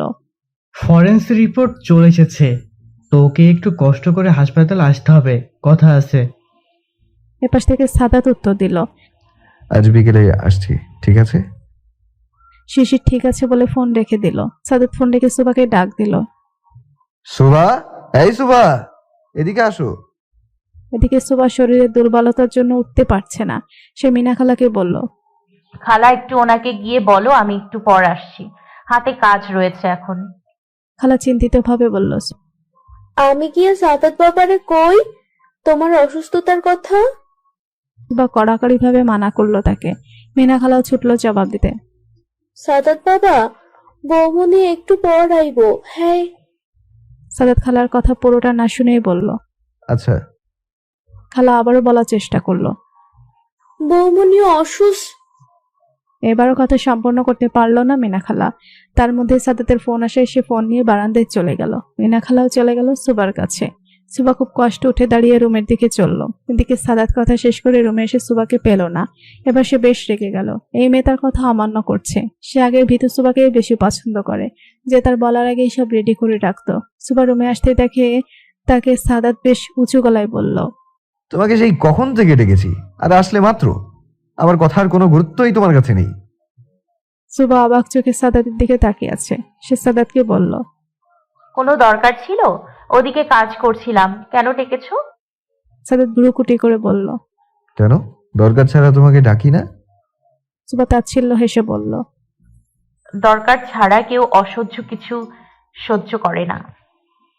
সাদাত আবার ভ্রুকুটি করলো। কে অসহ্য? সুবা? সে কি একবারও তা বলেছে? মনে মনে ভেবে সাদাত এবার গম্ভীর গলায় বলল। আমার পাঞ্জাবি আর পায়জামাটা একটু ইস্ত্রি করে দাও তো, আমি বের হব। সুবার একটু ইচ্ছে হচ্ছে না কোনো কাজ করতে, তবুও ক্লান্ত শরীরে এগিয়ে পায়জামার পাঞ্জাবি হাতে নিয়ে ইস্ত্রি করতে গেল। এদিকে সাদাত খাবার দেওয়ার জন্য তাড়া করছে। সুবা তাড়াতাড়ি ইস্ত্রি করতে গিয়ে ডান হাত বেশ খানিক জায়গায় ছ্যাঁকা খেয়েছে, যার জন্য সাথে সাথে ঠোসা পড়ে গেছে। সেদিকে ভ্রুক্ষেপ না করে সুবা ইস্ত্রি করা শেষ করে রান্নাঘরের দিকে ছুটল।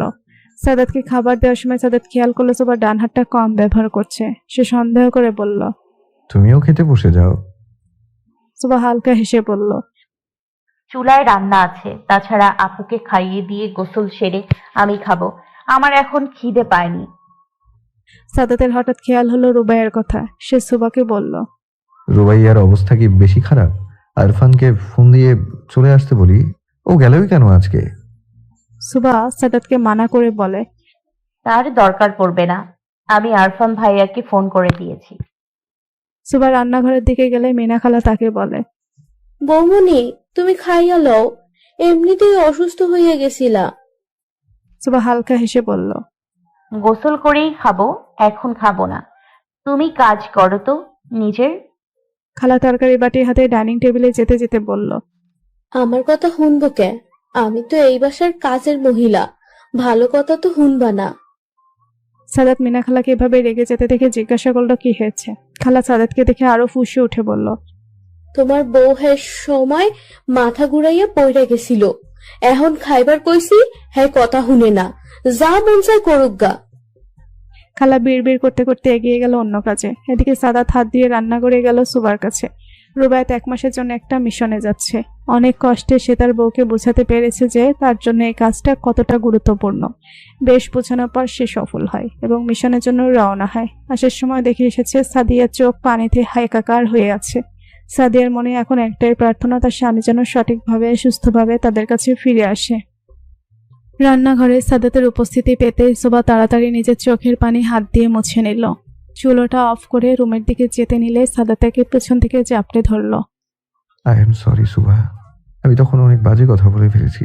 সত্যি মাথাতেই ছিল না কি বলেছি। সরি বউ। সুবা কিছু বলল না। তার গলা ধরে এসেছে, কিছু বলার শক্তি পাচ্ছে না। তা অনেক কষ্টে বলল। It's okay. সাদাত সুবার কাঁধে মাথা রেখে একটা শ্বাস ফেলল। সাদাতের শরীরটা মৃদু কাঁপছে। আচ্ছা, সাদাত কি কান্না করছে? সুবার মাথায় ভাবনাটা আসতে সে চমকে পেছন ফিরে চাইলে সাদাত তাকে বাধা দেয়। এভাবে একটু থাকতে দাও না। সুবা চোখ বন্ধ করে ফেলল। আঁকড়ে ধরল সাদাতের হাত, যা তার পেটে অবস্থান করছে। বেশ কিছু সময় পর সাদাত সুবাকে নিয়ে টেবিলে বসে তাকে নিজ হাতে খাইয়ে দেয়। সুবার চোখে এখনো পানি, ছলছল চোখে সে সাদাতের দিকে তাকিয়ে আছে। সাদাত সুবাকে দেখেও দেখেনি। বেশ কয়েকবার বলেছে কান্না থামাতে, কিন্তু সুবা নিজেকে নিয়ন্ত্রণ করতে পারছে না। সাদাত আবারও বলল, তুমি কি কান্না থামাবে না? আমি এখান থেকে চলে যাব। সুবা কিছু না বলে সাদাতকে জড়িয়ে ধরল। তার মনে ভয় বাসা বেঁধেছে, হারানোর ভয়, হারিয়ে যাওয়ার ভয়। প্রতিনিয়ত তাকে ভয়েরা কুড়ে কুড়ে খাচ্ছে। না পারছে সে কাউকে বলতে, আর না পারছে সহ্য করতে। জানো সাদাত, আমি কখনো কোনো পলিটিশিয়ানদের পছন্দ করতাম না। রাজনীতিতে আমার চরম ভয়। সেই আমি তোমাকে ভালোবেসে ফেললাম, না চাইতেও এক পলিটিশিয়ানের জীবনে জড়িয়ে গেলাম। প্রতিনিয়ত আমি ভয়ে থাকি, এই বুঝি তুমি আর ফিরবে না, এই বুঝি আমি মরে যাব। কথাটা বলে সুবা আবার চোখের পানি ছেড়ে দিল। সাদাত নিচে অনেক গম্ভীর হয়ে গেছে। সত্যি কি সাদাত ভুল করেছে সুবাকে নিজের জীবনে জড়িয়ে? কিন্তু ভালোবাসা কি এত বাদ বিচার মানে? সাদাত সুবাকে জড়িয়ে রইল। মনে মনে সাদাত নিজেকেই দোষী মনে করে। সত্যি তো, আর সুবা তার জীবনে বলেই তো প্রথমে আসিফ নামে জানোয়ার আর তারপরে কবির, এরা কোনোভাবে একে অপরের সাথে জড়িত নয় তো? সাদাত ছক কষতে লাগলো। ড্রাইভার রহমান শেষে বলা শব্দ ছিল আস, মানে কি আসিফ। আসিফের কথা মাথাতে আসতেই সাদাত হিংস্র হয়ে উঠল। সুবাকে সামলে সে বেরিয়ে পড়ল হাসপাতালের উদ্দেশ্যে। শিশির আরেকবার রিপোর্টগুলো চোখ বোলালো, তারপর বেশ গম্ভীরভাবে সাদাতকে জানালো, তো ওকে আমি প্রথমেই বলেছিলাম এর মৃত্যু বিষক্রিয়ার মাধ্যমে হয়েছে। লাশকে অনেক আগে থেকে স্লো পয়জন দেওয়া হচ্ছিল। তোর দেওয়া ড্রাগসের জন্য এর মৃত্যু হয়নি, তাই তুই নিজেকে দোষারোপ করা ছাড়। সাদাত একটা স্বস্তির শ্বাস ফেলল। সাদাত শিশিরের সাথে কথা বলে বাইরে আসতে সে সুবাকে ফোন দিল। হ্যাঁ সুভা, তুমি একটু কষ্ট করে গাড়িতে উঠে হাসপাতালে চলে আসো। আমি গাড়ি পাঠিয়েছি তোমাকে আনার জন্য। এর কি দরকার?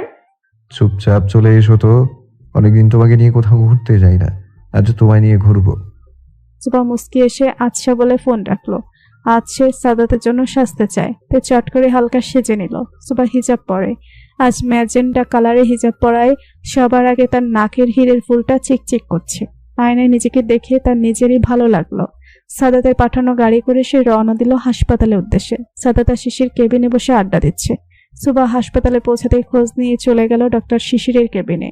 দোতলার ডান পাশে সিঁড়িতে উঠেই সবার প্রথমেই শিশিরের কেবিন। সুবা কেবিনের দরজায় লাগানো নেমপ্লেটটায় চোখ বোলালো। Doctor Shishir Raihan, MBBS DMC, diploma in medicine surgery, BMDC registry, forensic department. Suba দরজায় দুবার নক করলো। তারপর আস্তে দরজা খুলে উকি দিতেই দুই জোড়া চোখ তার দিকে স্থির হয়ে রইল। সাদাত প্রতিবারই সুবাকে দেখে এমন হ্যাং মেরে বসে থাকে তা সুবা বেশ ভালো করেই জানে। এ সাদাতের নতুন নয়, বেশ পুরনো অভ্যাস। সাদাত উঠে সুবার কাছে যেতে শিশির তার অবাধ্য চোখ জোড়া নামিয়ে নিল। তার 30 বছর জীবনে এই প্রথম সে তার অনুভূতির অস্তিত্ব টের পেল, কিন্তু তাও কি না এক নিষিদ্ধ অনুভূতি। নিজেরই বন্ধুর বউ, ছিছি। নিজেকে নিজের কাছে চরম বিহে উপেক্ষণ করে সে উঠে দাঁড়ালো। হালকা হেসে সে সুবাকে স্বাগত জানালো। না চাইতেও শিশিরের নির্লজ্জ চোখ জোড়া সুবার নাক ফুলে স্থির। নাক ফুলটার জন্য যেন সুবাকে একদম স্নিগ্ধ লাগছে। সে পকেটে হাত পুরে অন্যদিকে তাকিয়ে হালকা হাসলো। না, এই অনুভূতিকে এখনই চাপা দিতে হবে। সুবা হালকা হেসে শিশিরকে ধন্যবাদ দিয়ে সাদাতের কাছে এসে দাঁড়ালো। শিশির, এই যে তোর ভাবি, দেখার জন্য তো মাথা খারাপ করে দিচ্ছিলি, আজ সুযোগ হলো তাই। আসসালামু আলাইকুম ভাইয়া, আমি সুভা তানজিম। শিশির সুবার দিকে তাকিয়ে হালকা হেসে বলল, আমি কিন্তু তোমাকে ভাবি বলতে পারবো না, এইটুকুনো পিচ্ছি। এমনিতেও তোমার বড়, আমার চেয়ে ছোট। কথাটা বলে শিশির হাসতে শুরু করলো। সাদাত সুবা দুজনেই বুঝতে পারলো শিশিরের মশকরা, কিন্তু আসলেই কি এটা মশকরাই ছিল? সুবাকে ডাক্তার দেখিয়ে সাদাত তাকে নিয়ে ঘুরতে বের হলো। সুবার বায়নায় সাদাত তাকে নিয়ে কলেজ লেক পার্কে নিয়ে গেল। সুবার খুব ইচ্ছে ছিল সে সাদাতের হাত ধরে এক গোধূলি প্রহরে খালি পায়ে হাঁটবে, কিন্তু সাদাতের বদলেতে খালি পায়ে হাঁটা হলো না। তবে সাদাত তার হাত ধরে রেখেছে, তাতে যেন সুবা স্বর্গসুখে ভাসছে। বিকেলবেলা হওয়ায় আশেপাশে বেশ ভিড়। সুবা এতটা অনুমান করেনি। স্বাভাবিকভাবে পাশে সুদর্শন ছেলে থাকলে মেয়েরা তাকে চোখ দিয়ে গিলে খাবে, এটাই স্বাভাবিক। কিন্তু মন কি আর তা মানে? সুবা তার ঠোঁটে হাসির রেখা টেনেই বলল, একটা কাজ করা উচিত। সাদাত হালকা ভুরু কুঁচকে বলল, কি? তোমার পেছনে ইয়া বড় করে ইনি বিবাহিত লিখে দেওয়া উচিত, তাতে যদি মেয়েদের নজর একটু কম পড়ে। সুবার কথা শুনে সাদাত হো হো করে হেসে দিল। সুবা আবারও বলল, হেসো না তো, ডাইরেক্ট বুকে এসে লাগে।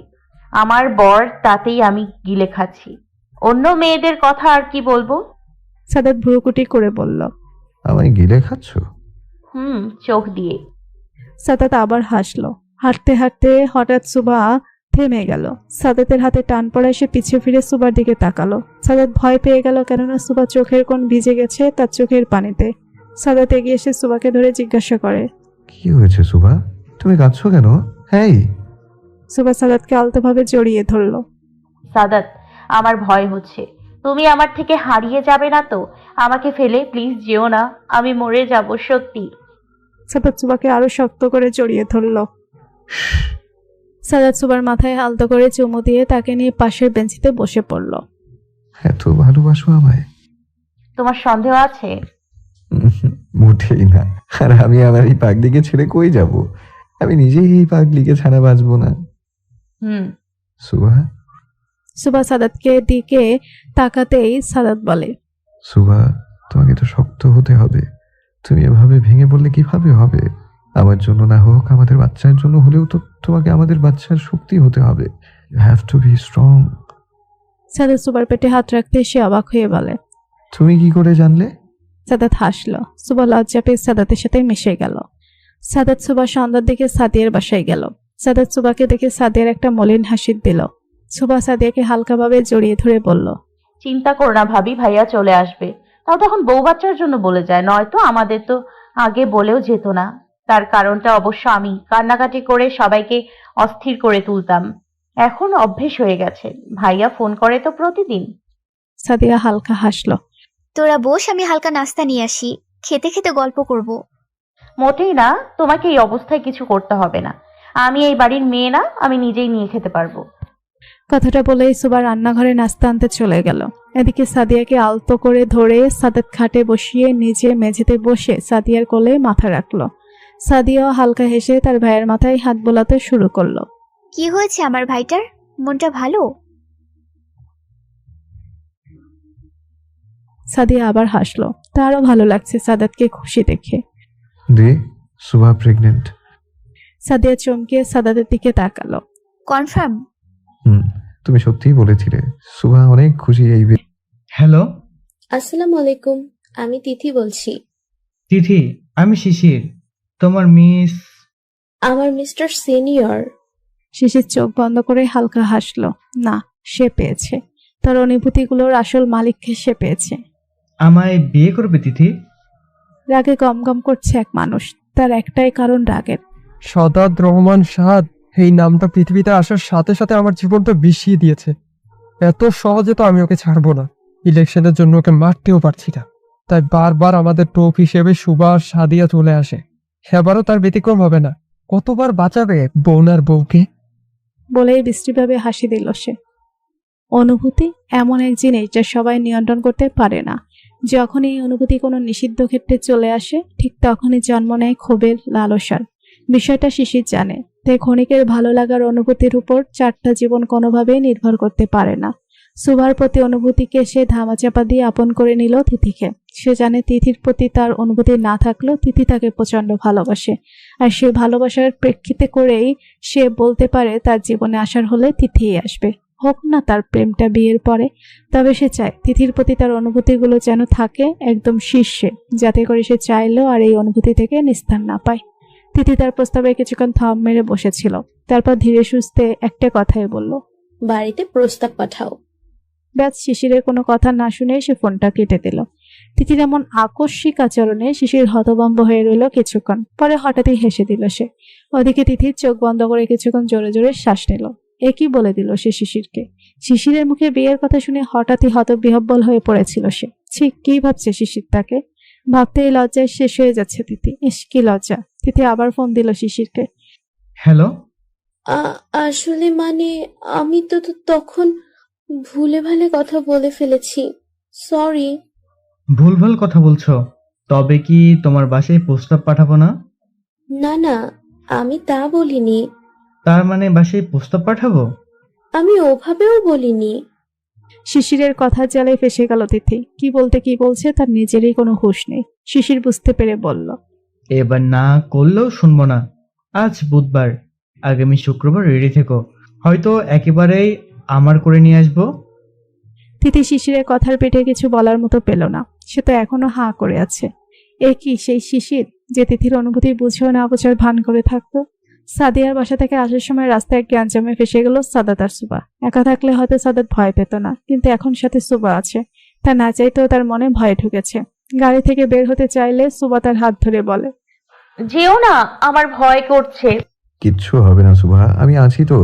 বের হয়ে দেখি কি সমস্যা। প্লিজ সাদাত, তুমি যেও না, সত্যি ভয় পাচ্ছি। সাদাত সুবার হাত রেখে তাকে আশ্বাস দিল। তারপর গাড়ি থেকে বের হতেই তাকে 4-5 জন মিলে ঘিরে ধরল। সাদাত কৌশলে তার ফোন দিয়ে কাউকে মেসেজ করে তারপর গাড়ি থেকে বের হয়। সে সেই লোকদের উদ্দেশ্য করে বলে, কি সমস্যা? রাস্তা আটকে ঝামেলা করছেন কেন আপনারা? এই লোক সাদাতকে বলল, আপনার চেয়ে একটু আমাদের সাথে যেতে হচ্ছে বস। কেন? এর মধ্যে আরেকটা লোক বলে উঠল, এ তো কোনো ফেনোর উত্তর দিতে পারবো না। যাইতে বলছি যাইবেন, নইলে তুলে নিয়ে যাব। গায়ে হাত দেওয়ার চেষ্টাও করিয়েন না, ভালো হবে না। একজন গা জ্বালা হাসি দিয়ে ঠেস মেরে বলে, নিজে বাঁচি কিনা তার কোনো ঠিক নাই, সে আইছে ভালো হবে কিনা যাইতে। সাদাত বুদ্ধি করে সাইডে চাপলে লোকগুলো তাকে ঘেরাও করে সাইডে চেপে যায়। সে কথার ফাঁকে ইশারা দিতে ড্রাইভার গাড়ি নিয়ে চলে যায়। এদিকে গাড়ির মধ্যে সুবা চেঁচামেচি শুরু করে দেয়। এ কি করছেন? গাড়ি থামান, সাদাত রয়ে গেছে। সাদাত! সুবা কান্না করছে। এদিকে ড্রাইভার তাকে সান্ত্বনা দিয়ে বলছে, ম্যাডাম, আমি স্যারের কথাতেই গাড়ি চালাচ্ছি, স্যার ঠিক এসে যাবে, আপনি টেনশন করিয়েন না। আপনি গাড়ি থামান, সাদাতকে ফেলে কিছুতেই যাব না।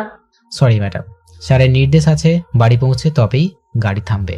রাস্তায় যাই হোক না কেন গাড়ি থামাতে বারণ করেছেন উনি। সাদাত!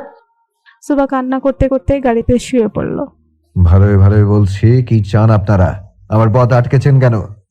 লোকটির চিৎকারে দলের অন্য সদস্যরা হৈ হৈ করে সেদিকে ছুটে সাদাত দিল ভোদর। হঠাৎ একটা বাইক আসাতেই সাদাত তার পিছু উঠে পড়ে। এদিকে লোকগুলো সাদাতের দিকে তাকাতেই দেখে সাদাত নেই। তাতেই হইচই আরো বেড়ে গেল। সাদাত যাওয়ার আগে একবার লোকগুলোর দিকে তাকিয়ে দেখে চলে গেল। বাইক আর গাড়ি একসাথেই বাসায় পৌঁছালো। ব্যাগ থেকে সাদাত নেমে গাড়িতে সুবা অজ্ঞান হয়ে আছে। সে আতঙ্কিত হয়ে সুবাকে কোলে তুলে ঘরে এলো। সুবাকে অজ্ঞান দেখে রুবাইয়া দৌড়ে এলো। কি হয়েছে সুভার? ভাইয়া কিছু বলছেন না কেন? চিন্তা করো না রুবাইয়া, টেনশনে অজ্ঞান হয়ে গেছে, এক্ষুনি ঠিক হয়ে যাবে। সাদাত সুবাকে রুমে শুইয়ে দিয়ে ফ্যামিলি ডক্টরকে ফোন করে আসতে বলে। ডক্টর সুবাকে চেক করে কিছু ভিটামিন আর স্যালাইন দিয়ে যায়, আর তাকে একজন ভালো গাইনি ডক্টরের পরামর্শ নিতে বলে, যেহেতু সে প্রেগনেন্ট। সাদাত কথায় সম্মতি দিয়ে সুবার পাশে বসে। সে একটা বিষয় নিয়ে চিন্তিত। যা ভাবছে তাই যদি হয় তবে উক্ত ব্যক্তিকে খুব পস্তাতে হবে। সুবার জ্ঞান ফিরতেই সাদাতকে ডেকে উঠল।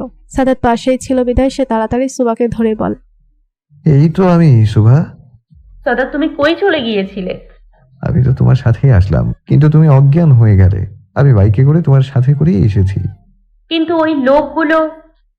আরে কিছু না, অন্য পার্টির লোক ছিল, তুমি চিন্তা করো না। এমনি কথা বলে চলে আসলাম। এবার তুমি ওঠো, খেয়ে ওষুধ নিতে হবে তোমার। তুমি খেয়েছো? না, তোমার অপেক্ষায় ছিলাম। এখন একসঙ্গে খাবো, চলো। হুম। সাদাত সুবাকে খাইয়ে দিচ্ছে।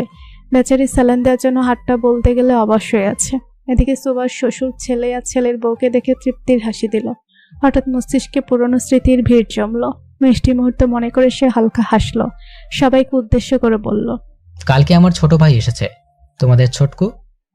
সবার আগে উচ্ছ্বাসের সাথে আরফান বলে উঠল। ছুটকু আসছে? ইয়েস, এবার মজা দ্বিগুণ হবে। সবাই হাসলো। রুবাইয়া কৌতূহলের সাথে বলল, আরফান, উনি তো তোমার ছোট মামা হয়, তো তুমি ছোটকু বলছো কেন? আরফান বলার আগে সাদাতের বাবা বলল, সাদকে ছোট থেকে ছোটকু ডাকতে শুনে সেও ছোটকু ডাক শিখেছে। কেউ আর বদলায়নি, কিন্তু আমাকে সে বড় মামা বলেই ডাকে। সাদাত অবশেষে মুখ খুলল। খুব ভালো হলো, অবশ্যই তার বাড়ি ফেরার সময় হলো। রীতিও আসবে বাবা। সাদাতের বাবা মুখ গুমরা করে বলল। হ্যাঁ সাদ, রীতিও আসবে। এদিকে সুবা কিছু না বুঝে হাঁ করে রইল। রুবাইয়া সুবাইয়া দুজনের জন্যই মানুষগুলো নতুন, তাই তারা চেষ্টা করে কিছুই বুঝতে পারছে না। সুবার মাথায় একটাই কথা, রীতিটাকে হয়তো সাদাতের কোনো কাজিন হবে। এদিকে সাদাতের মনে চলছে সুবা রীতির মুখোমুখি হলে ঠিক কিভাবে রিয়াক্ট করবে। তা ভেবেই তার মুখটা পাংশুটে আকার ধারণ করলো। হ্যালো গাইস, বাড়ির কোনায় কানায় যারা আছো সবাই চলে আসো, রীতি ইজ হিয়ার। ঘরে বসে কাপড় ভাঁজ করছিল সুবা। এমন চিৎকার শুনে লাফিয়ে সাদাতের গায়ের উপর পড়ল। এমনিতে সে ভীতু প্রকৃতির মানুষ। সাদাত সুবাকে আগলে নিল। দুজনেই ঘর থেকে বেরিয়ে ড্রয়িং রুমে আসে। এর মধ্যেই ড্রয়িং রুমে সকলেই জড়ো হয়েছে। সাদাতকে দেখে রীতি দৌড়ে আসে। এসে সাদাতের গাল ধরে টেনে দিয়ে বলে, এই তো আমার ক্রাশ বয়, কোথায় ছিলে এতক্ষণ? তোমার তো উচিত ছিল আমাকে এয়ারপোর্টে রিসিভ করতে যাওয়া। সাদাত কিছু না বলে হালকা হাসলো। রীতির পেছন পেছন মিস্টার আসলাম মানিক হাজির হয়েছে। আর এসেই শুরু হয়ে গেল। ছেলেটাকে একটু রেহাই দাও, এখন থেকে তো প্রতিদিনই জ্বালাবে। অবশ্যই জ্বালাবো, তা আবার বলতে। সুবা অবুঝভাবে বলল। কেন জ্বালাবে? রীতি আর তার হাসি প্রশস্ত করে বলল। আমার ক্রাশ বয়কে জ্বালাবো না? সুবা চোখ ছোট ছোট করে সাদাতের দিকে তাকালো। ক্রাশ বর মানে? সাদাত কিছু বলার আগে রীতি বলল, ও মা, তুমি জানো না? সাদাত তো আমি বলতে পাগল। এই সাদাত, এই মেয়েটাকে কেন আমাদের সম্পর্কে বলনি? হ্যাঁ, সাদাতকে কিছু বলার সুযোগই দিচ্ছে না কেউ। সুবা রেগে মেগে শেষ। এমনিতেই সে প্রেগনেন্ট হওয়ার পর থেকে খুব এগ্রেসিভ আচরণ করে। রাগ যেন নাকের ডগায় থাকে। ভীতু শান্ত সুবা চিৎকারে পুরো পরিবেশ ঠান্ডা হয়ে গেছে তৎক্ষণাৎ। এসব কি সাদাত? কি বলছে এই মেয়ে? আমার ভয় লাগছে প্রচুর। সুবা অস্থির হয়ে পড়েছে, যার প্রমাণ তার জোরে জোরে শ্বাস নেওয়া। সাদাত তাড়াতাড়ি সুবাকে ধরে বলল, রিল্যাক্স সোহা, এমন কিছুই না। রীতি তোমার সাথে মজা করছে। কিন্তু ওভাবে। সুবা সাদাতের গায়ের হেলে পড়ল। সাদাত তাড়াতাড়ি করে সুবাকে ধরে সোফায় শুয়ে দিল। রুবাইয়া পানি এনে দিতেই তা সুবার নাক মুখে ছিটিয়ে দিল। মিস্টার আসলাম আর রীতি উভয়ই হতভম্ব হয়ে দাঁড়িয়ে আছে। তারা বুঝতে পারছে না আসলে কি হয়েছে। হঠাৎ সুবাই কেন এমন হয়ে পড়ল। কি রে সাদাত, তোমার বউ এমন অজ্ঞান হয়ে গেল কেন? সাদাত সুবার হাতের তালু ঘষতে ঘষতে বলল, প্রেগনেন্ট হওয়ার পর থেকে সে অনেক অ্যাগ্রেসিভ হয়ে পড়েছে। তবে এটা স্বাভাবিক, ওর মর্নিং সিকনেস কম হয়, কিন্তু সে খুব সহজেই প্যানিক হয়ে যায়। সাদাত একটা শ্বাস ছাড়ল। ছোটকু আর রীতি দুজনেই বেশ চিন্তায় পড়ে গেল। রীতি অপরাধী সুরে বলল, আই এম সরি সাদাত, আমার জন্য সুভার এই অবস্থা। না না, ঠিক আছে, সামনে থেকে একটু সাবধানে থেকো। আর যাই হোক, সুভার বিষয়ে আমি কখনো কোনো রিস্ক নিতে রাজি নই। হ্যাঁ, আমি খেয়াল করব। হুম। সাদিয়াকে জানানো হয়েছে যে তাদের ছোটকু এসেছে। রীতি তাকে আসতে বললে সে সরাসরি বলে রুবায়েতকে ছাড়া সে একা ওই বাড়ি যেতে রাজি নয়। ফোন রেখে সে রুমে আস্তে আস্তে পায়চারি করছিল। 5 মাসে তার মোটামুটি ভরা পেট। সাদিয়ার ধারণা এখানে 2 জন আছে, হয়তো 3 জনও থাকতে পারে, তবে সে শিওর না। ভাবতে ভাবতে হাসলো সে। হঠাৎ মনে হলো কেউ তাকে ফলো করছে। সে আস্তে করে পেছনে ফিরল, কিন্তু কাউকে পেল না। মনের ভুল মনে করে সে আবার হাঁটতে লাগলো পেটে হাত দিয়ে, কিন্তু না, আবার তাকে কেউ ফলো করছে। এবার সে না থেমে সরাসরি পেছনে ঘুরে গেল। পেছনে রুবায়েতকে দেখে সে মৃদু চিৎকার দিল। রুবায়েত তাড়াতাড়ি সাদিয়াকে হালকা জাপটে ধরল। তুমি এত তাড়াতাড়ি? তোমার তো আরো 10 মিনিট পর আসার কথা। হ্যাঁ, আসার কথা ছিল, কিন্তু তাড়াতাড়ি কাজটা শেষ করে চলে এলাম। বউ বাচ্চা ছাড়া মন বসছে না কাজে। ইস, কি ঢং! দেখি ছাড়ো। কোনো ছাড়াছাড়ি নেই, শুধু ভালোবাসাবাসি। সাদিয়া আহ্লাদি হয়ে উঠল স্বামীর আদরে। জানো আমি তোমাকে কত মিস করেছি? জানি। উহুম, জানো না, তুমি কিচ্ছু জানো না। জানো আমাদের সুভার বাবুটার বাবু হবে। রুবায়েত চমকে বলল, কি সত্যি? আমি ডাবল মামা হব? মামা বাবা একসাথে হচ্ছেন। সুভার 1 মাস রানিং চলছে। এই, তোমরা প্ল্যানিং করে এসব করেছো? সাদিয়া ভুরুকুটি করে বলল, কি প্ল্যান? এই যে তোমার 5 মাস, রোবার 3 মাস, আর সুবার 1 মাস, সবার সাথে 2 মাসের পার্থক্য। সাদিয়া লজ্জা পেয়ে বলল, দ্যাট প্ল্যানিং করতে যাব কেন? আল্লাহ দিয়েছেন, খুশি থাকো। আলহামদুলিল্লাহ, আমি তো অবশ্যই খুশি। কালকে আমাদের বাড়ি যাব। আমার ছোটকু এসেছে। আচ্ছা আমার মহারানী। সুবার জ্ঞান ফিরতে এসে অনেক দুর্বল বোধ করল। রুবাইয়া তাকে দুধ খেতে দিতে এসে নাক সিটকে পেছনে যায়। রুবাইয়া ভুরুকুটি করে বলে, দেখ বাবু, একদম নাক সিটকাবি না। আগে দুধ খেতে চাইতি না, মানতাম, এবার একদম মানবো না। সাদাত ভুরুকুচকে বলে, ওয়েট রুবাইয়া, দুধ খায় না মানে? তাহলে রোজ রাতে যে গ্লাসে দুধ দিই ওকে খেতে, সেটা কে খায়? সাদাত দেখলো সুবা মিনমিন করছে। রুবাইয়া ভাবলেশীন ভাবে দাঁড়িয়ে আছে। আরফান হাসি দিয়ে বলল, কই আবার জানালা দিয়ে? সুবা চোখ বড় বড় করে তাকিয়ে রইল। হঠাৎ আরফানকে সে বলে, এই দোকানদার, আপনি জানলেন কি করে? আরফান কিছু বলার আগে সাদাত বলল, তার মানে ঘটনা সত্যি? সুবা এবার চুপ মেরে গেল। আরফান অসহায়ভাবে বলল, কিভাবে আর জানাবো? সেদিন বাগানের দিকে রুবাইয়াকে নিয়ে একটু ঘুরতে গিয়েছিলাম, কিন্তু আপনার বোন তো ঠিক ছিল, খালি আমি দুধে গোসল হয়েছিলাম। উপস্থিত সবাই হেসে দিল আরফানের কথা বলার সুযোগ দেখে। খালি দুজন বাদে একজনের দিকে ছিল গম্ভীরতা আর অন্যজনের ভয়ের তীব্রতা।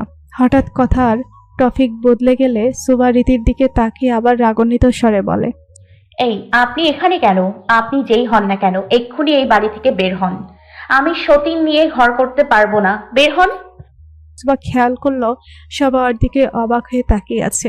সে চারদিকে একবার চোখ বুলিয়ে বলল, সবাই আমার দিকে এভাবে তাকিয়ে আছো কেন? চাচি শাশুড়িকে এভাবে ঘর থেকে বের করে দিচ্ছ? এ কেমন বৌমা রে বাবা? এই সাদাত, কি মেয়ে বিয়ে করেছো বলো তো? চাচি শাশুড়ি?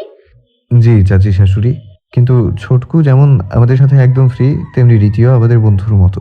সে সবসময় আমাদের তার নাম ধরে ডাকতে শিখিয়েছে। সুবা অবাক হয়ে বলল। ওনাকে দেখে তো বয়স্ক মনে হয় না। সুবার কথার উত্তরে ছোটকু বলে উঠল, কেন, আমাকে বুড়ো লাগে? ও এমা, না না না, তা বলতে চাইনি। আসলে উনি তো একটু বেশি ইয়ং। সাদাত হালকা হেসে বলল, হ্যাঁ, রীতি ছোটকু চেয়ে 15 বছরের ছোট। লাভ ম্যারেজ তাদের। ও ইস, সরি কাকিমণি, আমি ভুলে তোমাকে অনেক কথা শুনিয়ে ফেলেছি। রীতি মেকির রাগ দেখিয়ে বলল। কে কাকিমণি? রীতি ডাকবে? পাগল মেয়ে। সুবা হাঁ করে তাকিয়ে রইল। শুক্রবার দিন কাজী উকিল সমেত সপরিবারে তিথির বাসায় হাজির হলো শিশির। তার এক কথা, সে আজই তিথিকে নিজের করে নিজের সাথে নিয়ে যাবে। তিনি যতই ভালোবাসুক শিশিরকে, সে আপাতত লজ্জায় নত যেন। মনে মনে সেও চায় যত তাড়াতাড়ি হোক শিশিরের হতে। ঘরোয়াভাবেই অনুষ্ঠিত হয় শিশির তিথির বিয়ে। দুজনেই আজ থেকে এক পবিত্র বন্ধনে আবদ্ধ। শুরু হলো এক নতুন পথ চলা। এর সূচনায় সাহায্য করবে অতীতের অনুভূতি ভুলতে। শিশির তিথির বিয়ের প্রায় 6 মাস অতিবাহিত হয়েছে। যেই তিথি চেয়েও শিশিরের থেকে কোনো মনোযোগ পেত না, সেই শিশির এখন তিথি বলতে পাগল। তিথি প্রতিনিয়ত অবাক হয় শিশিরের ভালোবাসা দেখে। এত সুখ যে তার কপালে লেখা ছিল ভাবতেই সে উপরওয়ালার কাছে হাজার শুকরিয়া আদায় করে। এই যে তিথির পায়ে খুব ভালোবেসে আলতা পরিয়ে দিচ্ছে, এতে যেন তিথি এক স্বর্গীয় সুখ পাচ্ছে। এক তৃপ্ত দৃষ্টি ফেলছে শিশিরের উপর। শিশির নিজেও যেন তার স্ত্রীর পায়ে আলতা লাগিয়ে এক নিজস্ব অধিকার আদায় করে নিচ্ছে। হঠাৎ করে তিথি শিশিরকে বলল, শিশির, আমাদের ঘরে একটা বেবি আনলে কেমন হয়? তিথির কথা শুনে অবাক হয়ে তাকালো শিশির। তিথি মুচকি হেসে চোখ নামালো। তার লজ্জা লাগছে, গালের ওই লালিমা প্রকাশ করছে তার লজ্জা। শিশির তার দিকেই তাকিয়ে রইল। তা বুঝতে পেরে তিথি ইতস্তত করে বলল, ওভাবে তাকাবে না, লজ্জা করছে। শিশির হালকা হেসে মাথা নামিয়ে আলতা দিতে ব্যস্ত হয়ে পড়ে। হাসি মুখেই বলে, হঠাৎ বেবির কথা কিভাবে? তিথি আহ্লাদে সুরে বলল, ওই যে সাদাত ভাইয়ের বোন সাদিয়া আপুকে ওই দিন দেখতে গেলাম না, বাচ্চা দুটো মাশাআল্লাহ কি কিউট দেখতে হয়েছে। ওদের কোলে নিতেই না বুকের ভেতর কেমন একটা করে উঠছিল। এই শিশির, দাও না একটা বেবি, যে আমাকে মা বলে ডাকবে, তোমাকে বাবা বলে ডাকবে, আমাদের এই সুখের ঘরে আলো ছড়াবে। শিশির অবাক হয়ে তিথির কথা শুনল। পায়ে আলতা দেওয়া শেষ করে তিথির কপালে আলতো করে নিজের ঠোঁট ছুঁয়ে বলল। খুব শীঘ্রই নিয়ে আসবে ইনশাল্লাহ। তিথি খুশি হয়ে জড়িয়ে ধরল শিশিরকে। খাটের উপর chocolate, biscuit, cake, fuchka, chilli chicken, pizza, বড় বক্স আইসক্রিম, ঝাল করে তৈরি শিক কাবাব, হালিম সহ বিভিন্ন রকমের খাবার রাখা, যার দিকে সুভা লোভনীয় দৃষ্টি নিক্ষেপ করছে আর সাদাত অসহায় দৃষ্টি নিক্ষেপ করছে। সাদাতের জানা মতে মেয়েরা প্রেগনেন্ট হলে কিচ্ছু খেতে পারে না। তার বোন এবং ভাইয়ের বউয়ের ক্ষেত্রেও তাই দেখেছে। কিন্তু তার বউ এমন উল্টো হলো কি করে সেটাই ভাবছে সে। এই যে এত খাবার রুমে এনে রেখেছে, এর একটুও নষ্ট হবে না, সব সুভা কোগ্রাসে গেলবে। সে দেখতেও ছোট মতো হাতিতে রূপান্তর হয়েছে। সাদাত অসহায় দৃষ্টি দিয়ে বলল, সুভা, আজও এত আনহেলদি খাবার সবটা খাবে? সুভা ভুরু কুচকে বলল, আমার ক্ষুধা লেগেছে সাদাত। আরে আমি খেতে তো বারণ করিনি, তাই বলে এত? সুভা রাগী চেহারায় সাদাতের দিকে তাকিয়ে বলল, তুমি কি আমাকে খাওয়ার খোটা দিচ্ছ? এমা, খোটা দিব কেন? সব তো তোমারই, তাই বলে তোমার এত খিদে পেয়েছে? কিছুক্ষণ আগে না স্যুপ খেলে। সুভা বেশ রাগ নিয়ে পেটে হাত বুলিয়ে বলল, কি করব, পেটে তো আর নর্মাল মানুষের বাচ্চা নিয়ে ঘুরি না, নেতার বাচ্চা নিয়ে ঘুরি, এর জন্যই তো আমার বেশি খিদে লাগে। সাদাত সুভার এমন ধরনের কথা শুনে হো হো করে হেসে দিল। তার এই 7 মাসের ভরা পেটে আলতো করে চুমু দেয় সাদাত। বউটা তার দিন দিন আরো বেশি কিউট হচ্ছে। কিভাবে বলল, নেতার বাচ্চা পেটে নিয়ে ঘুরে। হাহা, ছেলেকে কোলে নিয়ে সারা রুম পায়চারি করছে আরফান। এতক্ষণ ধরে সে রুবাইয়াকে ডাকছে, কিন্তু রুবাইয়া কোনো পাত্তাই দিল না তাকে। সে তার মতো কাজে ব্যস্ত। সাদিয়া পরিবেশ সমতে বাড়িতে এসেছে। রান্নাবান্নার একটা ব্যাপার আছে, তাই রুবাইয়া আড়াইয়া ওকে আরফানের কোলে দিয়ে রান্নাঘরে ব্যস্ত। পায়চারির মাঝেই রুবায়াত আসে। তার কোলে তার 2 কন্যা, একজন থামছে তো অন্যজন ভ্যাঁ করে কেঁদে দিচ্ছে। রুবায়াত দিশেহারা হয়ে এখানেই চলে আসে। আরফান জানতে পারে তার বউয়ের সাথে তার বোনও রান্নার কাজে হাত লাগিয়েছে। তাই এই 2 পুরুষের এই দশা। দুজনেই একে অন্যের দিকে অসহায় চাহনি দিয়ে পায়চারি করতে লেগে পড়ল। এদিকে বাচ্চাদের কান্না থামার কোনো নাম নেই। যেই শব্দ সুভা পর্যন্ত চলে যায়, তাই সুভা আরফানকে ফোন করে। হ্যালো সুবা, কিছু লাগবে? ভাইয়া বাচ্চাদের আমার কাছে দিয়ে যান। মা, দরকার নেই, তুমি রেস্ট নাও, আমরা সামলে নেব। কি সামলাচ্ছেন দেখতেই পাচ্ছি, এক্ষুনি নিয়ে আসুন ওদের, আমি অপেক্ষা করছি। না চাইতো রুবায়াত আর আরফান সুভার ঘরে গেল। সুভা হাত বাড়িয়ে বাচ্চাদের নিতে এক একটা চুপ হয়ে গেল। আরফান আর রুবায়াত দুজনেই অবাকের শীর্ষে। তারা এত চেষ্টা করেও থামাতে পারল না, সেখানে সুভা কোলে নিতেই চুপ। সুভা হালকা হেসে বলল, এক্ষুনি ঘুমিয়ে যাবে। ওভাবে তোমাদের কোলে জাতাজাতি করে ঘুমানোর অভ্যেস আছে নাকি ওদের? থাক আমার কাছে, তোমরা তোমাদের কাজে যাও। আরফান অসহায়ভাবে বলল। আর কোনো কাজ নেই গো শালিকা। সুভা দুষ্টু হেসে চোখ টিপে দিয়ে বলল, কাজ নেই তো দুজনে গিয়ে নিজেদের বউকে জ্বালাও। রুবায়াত বোনের কান টেনে দিয়ে হাসলো। দুজনেই চলে গেল রুম থেকে। উদ্দেশ্য বউদের জ্বালানো। স্যার, 6 মাস তো হয়ে গেল, প্ল্যানটা তো এখনো প্রকাশ করলেন না। কি উদ্দেশ্য আপনার? সামনে থাকা ব্যক্তির গায়ে একটা কাচের বোতল ছুঁড়ে মেরে নিক্ষেপকারী লোকটি বলল, আগে বাচ্চা আসুক, পরে ওকে একে একে বাচ্চার মা সব খতম করে দেবে। সেই শোকে সাদাত বাবু পাগল হয়ে যাবে। পাশে থেকে এক লোক বলে উঠল। কিন্তু স্যার, সে আপনার... কথাটা বলার আগেই লোকটি হিংস্রভাবে বলল, না, ও আমার কেউ না, ওর জন্য আমি দেশ ছাড়া হয়েছি। এখনো ভয় ভয় থাকি, কিছুতেই আমি ওকে ছাড়বো না। আমি রাজত্ব আর রানী দুটোই চাই। স্যার, রাজত্ব ঠিক আছে, কিন্তু রানী? সেটাই তো আসল খেলা। সাদাত অফিস যাওয়ার জন্য বের হবে সেই মুহূর্তে রীতি তার সামনে আসে। চোখে মুখে এক অদ্ভুত সম্মোহন, যা দেখে সাদাত প্রচন্ড বিরক্ত। রীতি দুকদম এগিয়ে আসে সাদাতের দিকে, যা দেখে সাদাত তার থেকে দূরত্ব বজায় রেখে দুকদম পিছিয়ে যায়। যা দেখে রীতি বলে, প্লিজ সাদাত, এভাবে পিছিয়ে যেও না, একটাবার এগিয়ে দেখো, আমি এখনো সেইখানেই আছি। Just shut up Preeti, don't cross your limit. তোমাকে নতুন করে আমার কিছুই বলার নেই, শুধু এইটুকুই বলবো, আমার পেছন ছেড়ে দাও। তোমার পেছন ছাড়বে মানে? সুবার কথায় চমকে ওঠে সাদাত রীতি দুজনে। সুবাকে এই সময় নিচে আসতে দেখে সাদাত রেগে গেল। তুমি এই শরীর নিয়ে একা একা নিচে নেমেছো কেন? আগে কে কার পিছু ছাড়বে? রীতি মুস্কি হেসে বলল, আরে সুভা, আমি সাদাতকে চেতাচ্ছিলাম, তাই সেও রেগে টেগে ফায়ার, তাই বলছি আমি যেন ওর পিছু ছেড়ে দেই। সুবা ভুরু কুচকে তাকালো রীতির দিকে। কথাটা যে তার বিশ্বাস হয়নি বেশ বোঝা যাচ্ছে।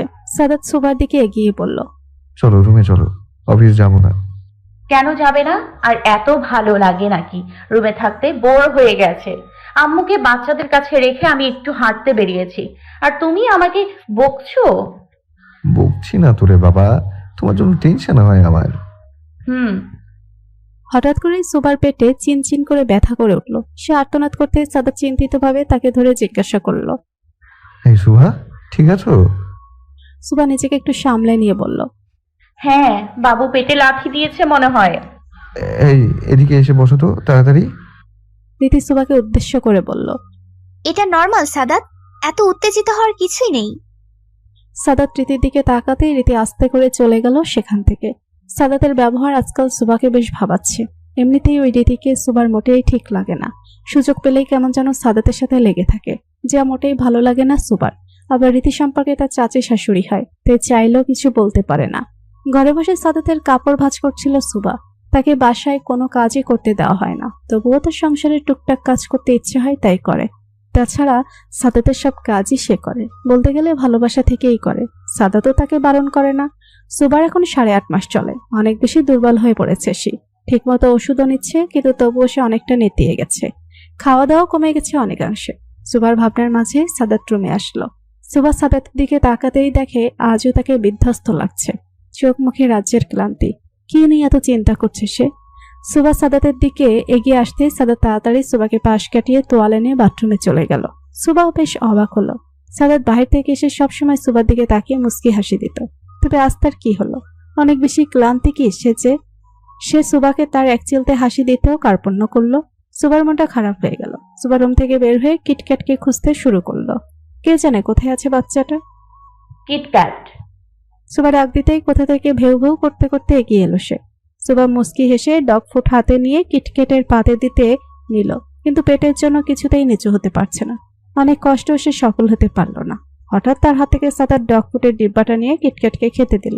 সুবা সাদাতের দিকে তাকালো, কিন্তু আশ্চর্যভাবে এখনো সাদাত সুবার সাথে কথা বলল না।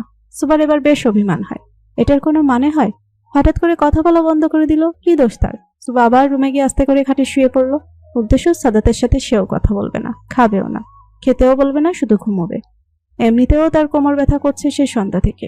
যেহেতু সাদাত তাকে জিজ্ঞাসা করেনি, তাই সেও তাকে কিচ্ছুটি বলবে না। মান হয়েছে তার সাদাতের উপর। সাদাত রুমে এসে দেখে সুবা গুটিসুটি মেরে শুয়ে আছে, এক হাত তার কোমরে।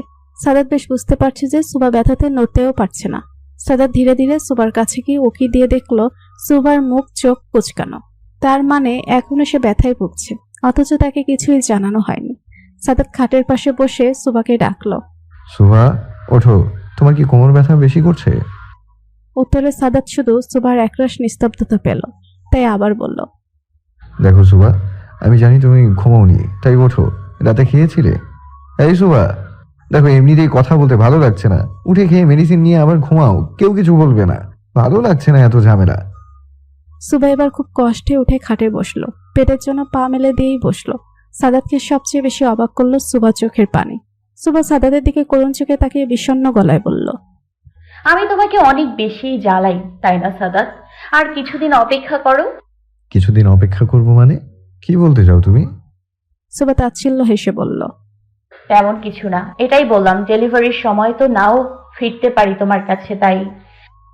সুভা! সাদাতের ধমকে সুবা চুপ করে গেল। এদিকে সাদাতের বুকটা ভীষণ ভয়ে কেঁপে উঠল। সুবার কাছে গিয়ে হুট করে জড়িয়ে ধরল সে।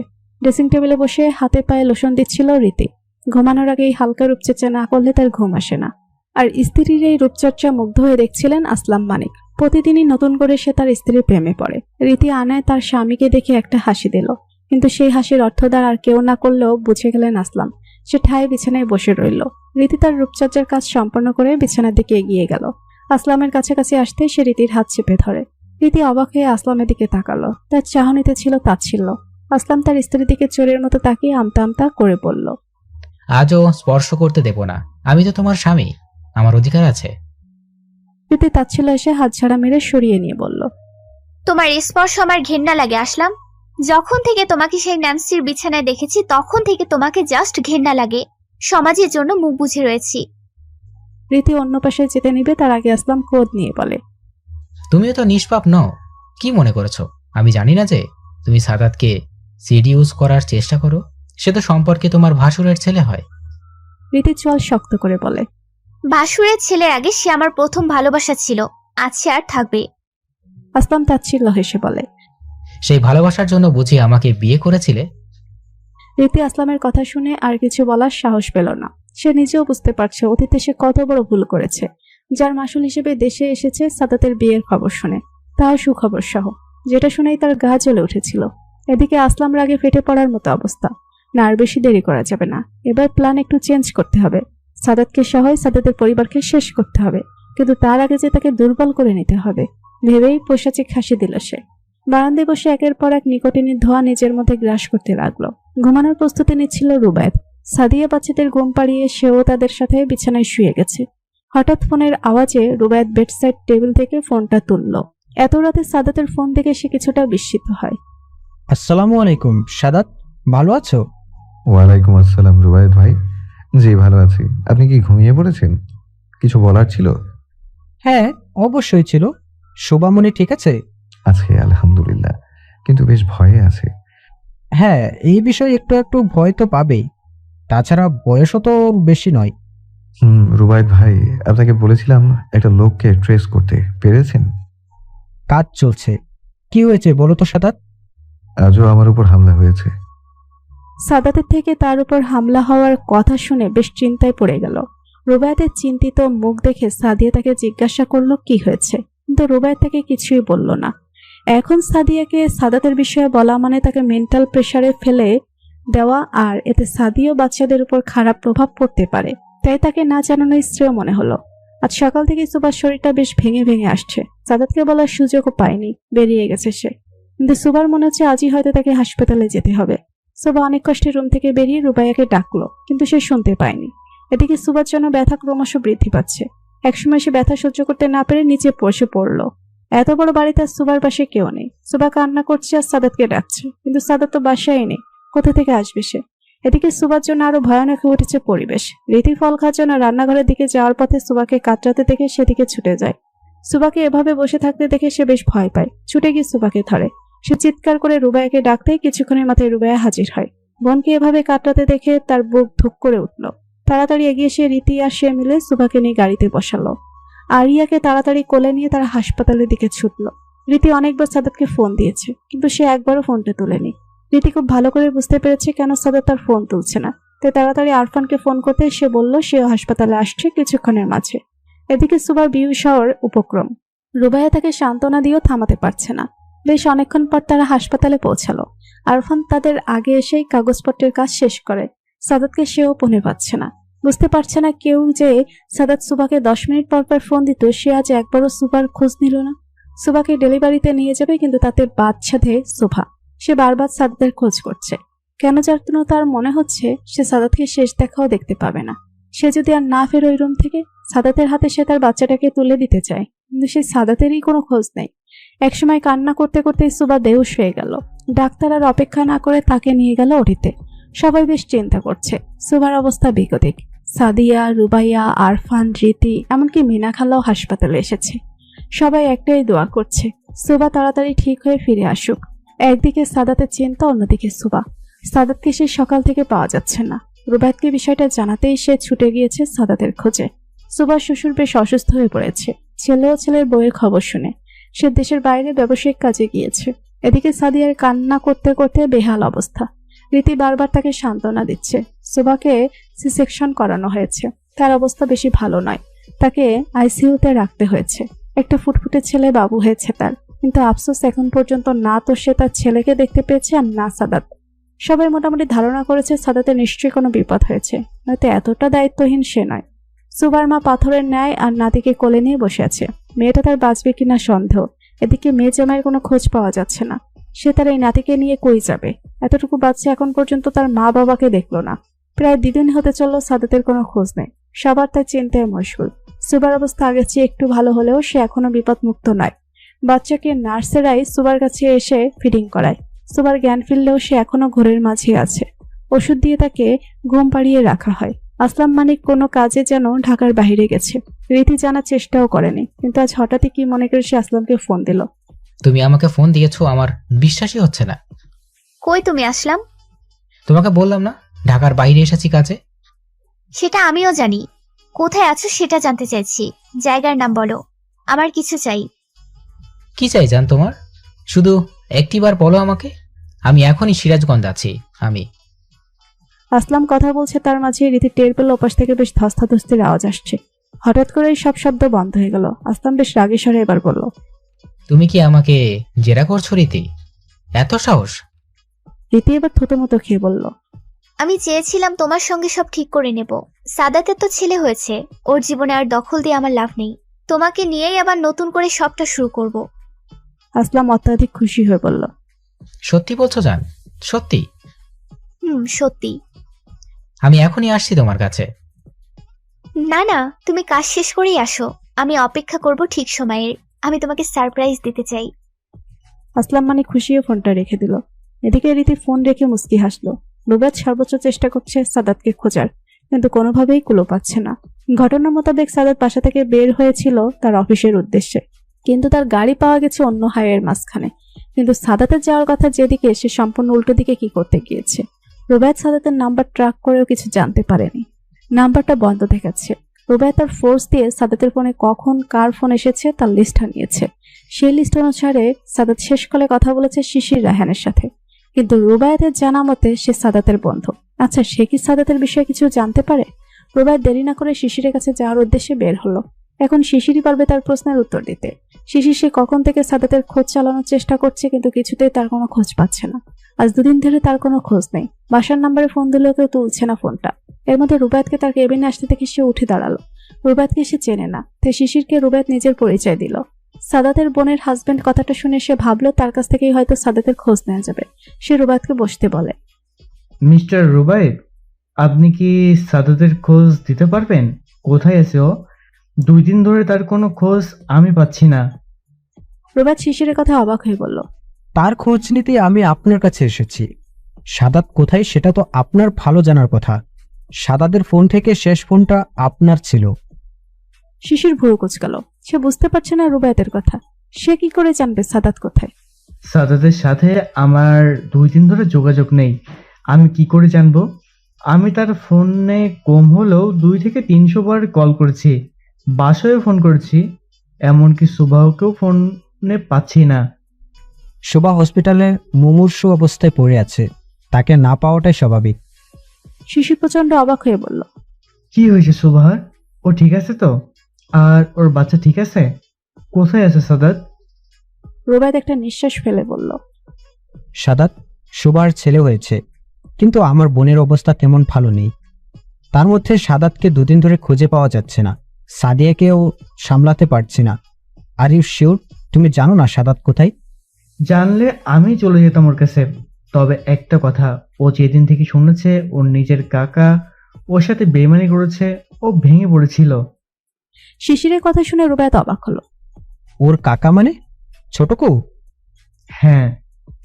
তুমি কি জানো আমাকে একটু বলো তো শিশির। তুমি করে বললাম। না না না, ঠিক আছে। আসল বিষয় হচ্ছে এতদিন সাদাতের উপর হামলা, সুবাহকে অপহরণ, এ সবটাই করেছে সাদাতের কাকা আসলাম মানিক। সাদাত যখন তার লোকজনের মাধ্যমে এই খবরটা পায় তখন আমিও তার সাথে ছিলাম। আসলাম মানিক আগেও অনেক অবৈধ কাজ করেছে এবং তার সাদাত দুর্ভাগ্যবশত দেখে ফেলে। তখন সাদাতের বয়স খুব বেশি নয়, টিনেজ বলা চলে। সে যখন তার বাবাকে তার কাকার কথাটা বলে, সাদাতের বাবা তখন তার ভাইকে বেশ বকাঝকা করে এবং তার কাকা প্রতিজ্ঞা করে এমন কাজ আর করবে না। তাই সেই সময় সাদাতের কাকা এদেশ ত্যাগ করে, কিন্তু সে পিছন থেকেও সাদাতের ক্ষতি করার চেষ্টা করে বারবার। এমনকি প্রফেসর আলিফকেও সে কিডন্যাপ করেছিল নিজের কার্য সিদ্ধ হাসিল করতে, কিন্তু সাদাত তার বুদ্ধিমত্তা দিয়ে প্রফেসরকে মুক্ত করে, যার জন্য সাদাতের কাকা আরো বেশি ক্ষুব্ধ হয়ে পড়ে, যার স্বরূপ এখন সে সাদাতকে একদম শেষ করে দিতে চায়। জানি না সাদাতের কাকাই তার কোনো ক্ষতি করেছে কিনা। আমি শুধু চেয়েছিলাম আপনাদের কারোর সাথে আমার যোগাযোগ হয়ে যাক আর আপনাদের সাথে এই কথাটা বলতে পারি। এর মধ্যে সাদাতেরও কোনো খোঁজ পাচ্ছিলাম না। এখন আসলাম, মানিকই তাহলে আমাদের নেক্সট ক্লু। সাদাতকে রক্তাক্ত অবস্থায় পড়ে আছে আর তার পাশে আছে আসলাম মানিক। সামনে একজন কাজী বসে আছে যে আপাতত ভয়ে তটস্থ হয়ে কাঁপছে। তাদের কিছু দূরে চেয়ারে বসে চিৎকার করছে রীতি। এখন বিষয় হচ্ছে সে কিভাবে এখানে আসলো। সাদাত যখন অফিসের রাস্তায় যাচ্ছিল তখনই তার উপর হামলা হয়। সে নিজেকে সেই লোকদের থেকে রক্ষাও করে। বেশ কিছু দূর এগোনোর পর সে অজ্ঞান হয়ে যায়, কিন্তু জ্ঞান ফেরার পর নিজেকে এই বদ্ধ জায়গায় আবিষ্কার করে। সবচেয়ে বেশি অবাক হয় তার পাশে আসলাম মানিককে দেখে, কেননা সাদাতের এখন সবচেয়ে বেশি জঘন্য লাগছে তার ছোটকুকে। কিন্তু তাকে সে ধরে নিয়ে আসলে সে এখানে বাধা অবস্থায় কেন? সাদাত আস্তে করে সামনে তাকাতেই দেখে রীতি বসা, তার ঠোঁটে বিশ্রী হাসি। সাদাতের জ্ঞান ফিরতে দেখে রীতি তাড়াতাড়ি উঠে সাদাতের কাছে আসলো। অস্বাভাবিক আচরণ করছে সে। বিভিন্ন উপায় অবলম্বন করে সে আসলাম মানিকের জ্ঞানও ফিরালো। বাহ, খুব ভালো, দুজনের জ্ঞান ফিরে এসেছে। এখন আমার ইচ্ছে খুব তাড়াতাড়ি পূরণ হবে। আসলাম মানিক রীতির কথা শুনে বলল, আমাকে এখনো বেঁধেছো কেন রীতি? তুমি তো আমার সাথে সব নতুন করে শুরু করতে চেয়েছিলে, তাই না? রীতি জোরে হেসে বলে, হ্যাঁ, শুরু তো আমি করবই, তবে তোমার সাথে না, সাদাতের সাথে, আমার ভালোবাসার সাথে। না, তুমি না বলে কিছুই হবে না আসলাম। আমি তোমার সামনে এক্ষুনি সাদাতকে বিয়ে করব। সাদাত এখনো ঘোরের মাঝে আছে। তার সাথে গুন্ডাদের বেশ ধস্তাধস্তি হয়েছে, কিন্তু পেছন থেকে মাথায় বাড়ি দেওয়ার আর নিজেকে রক্ষা করতে পারেনি সে। তার রেশ এখনো রয়ে গেছে। পানি পিপাসায় তার গলা শুকিয়ে কাট। সে অনেক কষ্টে বলল, পানি। রীতি তাড়াতাড়ি পানি এনে সাদাতকে ধরে পানি খাওয়ালো, তারপর আবার ডাবের পানি দিল। রীতি কাজীকে বলল যত দ্রুত সম্ভব বিয়ের কাজ শুরু করতে। এদিকে আসলাম মানিক কান্না করে বলছে রীতিকে থামতে। কিছুক্ষণ পর সাদাত মাথা তুলে দেখে রীতির পাগলামি। সে চুপ থেকে সব লক্ষ্য করলো, খুব শান্ত ভঙ্গিতে বলল, এসব কি রীতি? আমাকে এখানে তুলে আনার মানে কি? রীতি সাদাতের কাছে এসে তার গালে হাত দিয়ে আদুরে স্বরে বলল, মানে আছে তো সাদাত, এক্ষুনি আমি তোমাকে বিয়ে করব। আমি তোমাকে অনেক ভালোবাসি, অনেক। এইসব পাগলামির মানে কি রীতি? তুমি আমি দুজনেই বিবাহিত, তাই এই বিয়ের কোনো বৈধতা নেই। আমাকে ছাড়ো। রীতি পাগলের মতো আচরণ করছে। কেন বৈধতা হবে না সাদাত? আমি তোমাকে ভালোবাসি। আমরা দুজন দুজনকে অনেক ভালোবাসতাম। আমি তোমাকে কখনোই ভালোবাসিনি রীতি, আর না তোমাকে ভালোবাসি। তুমি আমাকে জেলাস ফিল করানোর জন্য মিস্টার আসলাম মানিককে বিয়ে করলে। তবু কি কোনো লাভ হয়েছে? কেন আমার পিছন ছেড়ে দিচ্ছ না? না না না, কখনোই আমি তোমাকে ছাড়বো না। আজ এবং এক্ষুনি তোমাকে আমায় বিয়ে করতে হবে। আমি আমার স্ত্রী সুভাকে অসম্ভব ভালোবাসি, তাই তোমাকে বিয়ে করার কথা কল্পনাতেও আনতে পারবো না। কল্পনা নয়, এটা বাস্তবে হবে। আর সুভা সুভা বাঁচে না মরে তার কোনো ঠিক নেই। মনে হয় বাঁচবে না। আর এই আসলামকে আমি মেরে দেব, তাহলে আমাদের পথের কাঁটা দূর হবে। সাদাত আটকে ওঠে। সুবা বাঁচবে না মানে কি? কি হয়েছে সুবার? রীতি, সুভা কোথায়? কি হয়েছে আমার সুভার? বেশি কিছু না, ডেলিভারিতে অনেক কমপ্লিকেশন চলে এসেছে। সাদাত আর কিছুই যেন শুনতে পাচ্ছে না। বুকটা প্রচন্ড আওয়াজ করছে, ধুক ধুক। অজানা ভাইয়ের শরীরে ঘাম দিচ্ছে বারবার। এদিকে আসলাম মানিক চেঁচাচ্ছে, এই সাদাত জবে থেকে জন্মেছে আমার সব কেড়ে নিয়েছে। এর জন্য শান্তিতে বাঁচতেও আমি পারছি না। ইস, আরেকটুর জন্য ওকে আমি মারতে পারলাম না। ও আমাকে আমার রাজত্ব থেকে বঞ্চিত করেছে। এখন আমার স্ত্রীকেও কেড়ে নিচ্ছে। আমি ওকে কিছুতেই ছাড়বো না সাদাত। আসলামের হুঙ্কারে রীতি দৌড়ে এসে তার গালে ভীষণ জোরে এক চড় বসিয়ে দিল। কত বড় সাহস! আমার সামনে আমার ভালোবাসাকে শেষ করবে বলে হুঙ্কার করিস? তোকে আমি জানে মেরে ফেলবো, আর এমন জায়গায় গুম করব কেউ টেরও পাবে না। কি দেই তোকে শেষ করে? আসলাম মানিক অবিশ্বাসের সুরে বলল, রীতি, আমি তোমাকে ভালোবাসি, কিন্তু আমি বাসি না। তোর মতো এক বুড়োকে আমি এই রীতি ভালোবাসবো? কখনোই না। আগে যা ছিল সব নাটক। এদিকে সাদাত চুপ করে খুব করে চেষ্টা চালাচ্ছে হাতের বাঁধন খুলতে, কিন্তু না, সে বারবার হেরে যাচ্ছে। হঠাৎ রীতি সাদাতের দিকে ঘুরে বিদঘুটে হাসি দিয়ে বলল, কি হলো সাদাত, খুলছে না? খুলবে কি করে?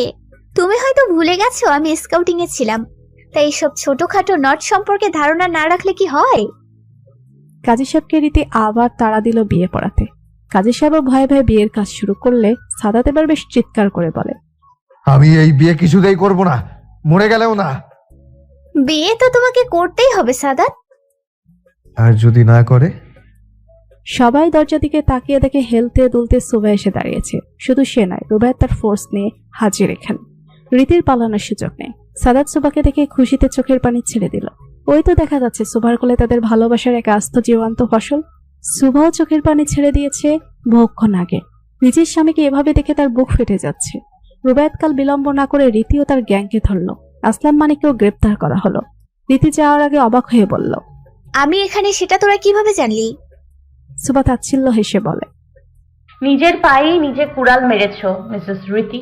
আমার কেবিনে বসে ফোনে কথা বলেছো, যার সবটাই আমি শুনেছি। হয়তো মনে করেছো আমি বেহুশ, কিন্তু অদৃষ্ট। আমি হুশেই ছিলাম। আর নিশ্চয়ই বলতে হবে না, রীতির মুখটা দেখার মতো ছিল যখন সে আফসোস করলো তার বোকামির জন্য। আজ একটুর জন্য সে সাদাতকে নিজে করতে পারল না। অবশেষে সাদাত আর সুবার সুখের দিনের সূচনা হলো। সাদাত আস্তে করে তার ছেলেকে কোলে নিল। তার হাত কাঁপছে। প্রচন্ড খুশিতে সে আত্মহারা। ছেলের গালে আলতো আদর দিয়ে জড়িয়ে ধরল নিজের সাথে। এদিকে সুবা পেটে হাত দিয়ে বসে পড়েছে। সে কারো কথাই শোনেনি। এই অসুস্থ অবস্থায় ছুটে এসেছে স্বামীকে বাঁচাতে। সুবাকে রুবায়াত ধরে ফেলল। খুব দ্রুতই সুবাকে নিয়ে সবাই হাসপাতালে রওনা হলো। সাদাতেরও চিকিৎসার প্রয়োজন। আমি বাবার সাথে ঘুমাবো। না, তুই আমার সাথে ঘুমাবি। মা, বলেছি না আমি বাবার সাথেই ঘুমাবো। সোয়াদ, আমি বলেছি না আমি সাদাতের সাথে ঘুমাবো। কথাটা বলে দাঁত দিয়ে জিহ্বায় কামড় দিল সুবা। সুয়াদ দুষ্টু হেসে বলল, ও, তো তুমি বাবার সাথে ঘুমানোর জন্য আমাকে তাড়াচ্ছ? যাহ বাবা, তাড়ালাম কোথায়? তাহলে বাবার সাথে ঘুমাতে দেবে না কেন? মা ছেলের ঝগড়ার মাঝে সাদাত এসে দুজনকে শান্ত করলো। আচ্ছা আচ্ছা, দুজনেই আমার কাছে ঘুমাবে, শান্তি। সুবা সুয়াদ দুজনেই ঠিক আছে বলে খাটে উঠে পড়ল। সুয়াদ তার বাবার মতো হলেও ভয়টা মায়ের থেকেই পেয়েছে। সাদাতকে সে প্রচন্ড ভয় পায়। সাদাত তাকে কিছুই বলে না, তবুও সে ভয় পায়। আবার সাদাতের কাছে তার যত আবদার, যত আদর। সাদাত বাতি অফ করে আস্তে আস্তে মৃদু শুনতে পায় মা ছেলে বুদ্ধি কোষ্ঠে কাল সকাল সকাল কদম গাছ উঠে কদম পারবে। যা শুনে সাদাত দুজনকেই ধমকে বলল, কাল দুজনে একজনকেও যদি কদম গাছের আশেপাশে দেখি তো খবর আছে। মা ছেলে সাদাতের মুখের উপর রেগে হু বলে দুদিক ফিরে শুয়ে গেল। সাদাত বেচারা মাঝে শুয়ে বলল, একটু আগে আমার কাছে ঘুমানোর জন্য এরা ঝগড়া করলো, এখন আমিই পর। আর দুজনে কিভাবে দুদিকে ফিরে গেল। সাদাতকে আসতে না দেখে সুবা বলল, ঘুমাতে আসবে না ছেলেকে মেঝেতে শোয়াবো? সাদাত সময় নষ্ট না করে মাঝে শুয়ে গেল। এই সুবাকে বিশ্বাস নেই। সাদাত শোয়ার সঙ্গে সঙ্গে একদিক দিয়ে সুবা আর অন্য দিক দিয়ে সুয়াদ জড়িয়ে ধরল। ঘটনা এতই তাড়াতাড়ি ঘটেছে যে সাদাতের বুঝতেও সময় লেগেছে। সে আবার দুজনকে জড়িয়ে হেসে দিল। হ্যাঁ, এই তো তার ছোট্ট পরিবার, যার মাঝে সাদাতের সকল সুখ নিহিত। সাদি ও তার দুই মেয়ে স্বামীকে নিয়ে সুখে আছে। রুবাইয়া অপেক্ষা করছে তার দ্বিতীয় বেবির জন্য। 5 মাসের প্রেগনেন্ট সে। আসলাম আর রীতি এখনো জেলে। রীতিকে অবশ্য মানসিক হাসপাতালে পাঠানো হয়েছে, কেননা সে তার মানসিক ভারসাম্য হারিয়ে ফেলেছিল। এমন নয় যে সাদাত সুবার জীবনে আর কোনো সমস্যা আসে না, আসে। সমস্যা যেমন আসে, তারা সকলে মিলে তা মোকাবেলাও করে। সুখ দুঃখ মিলেই জীবন।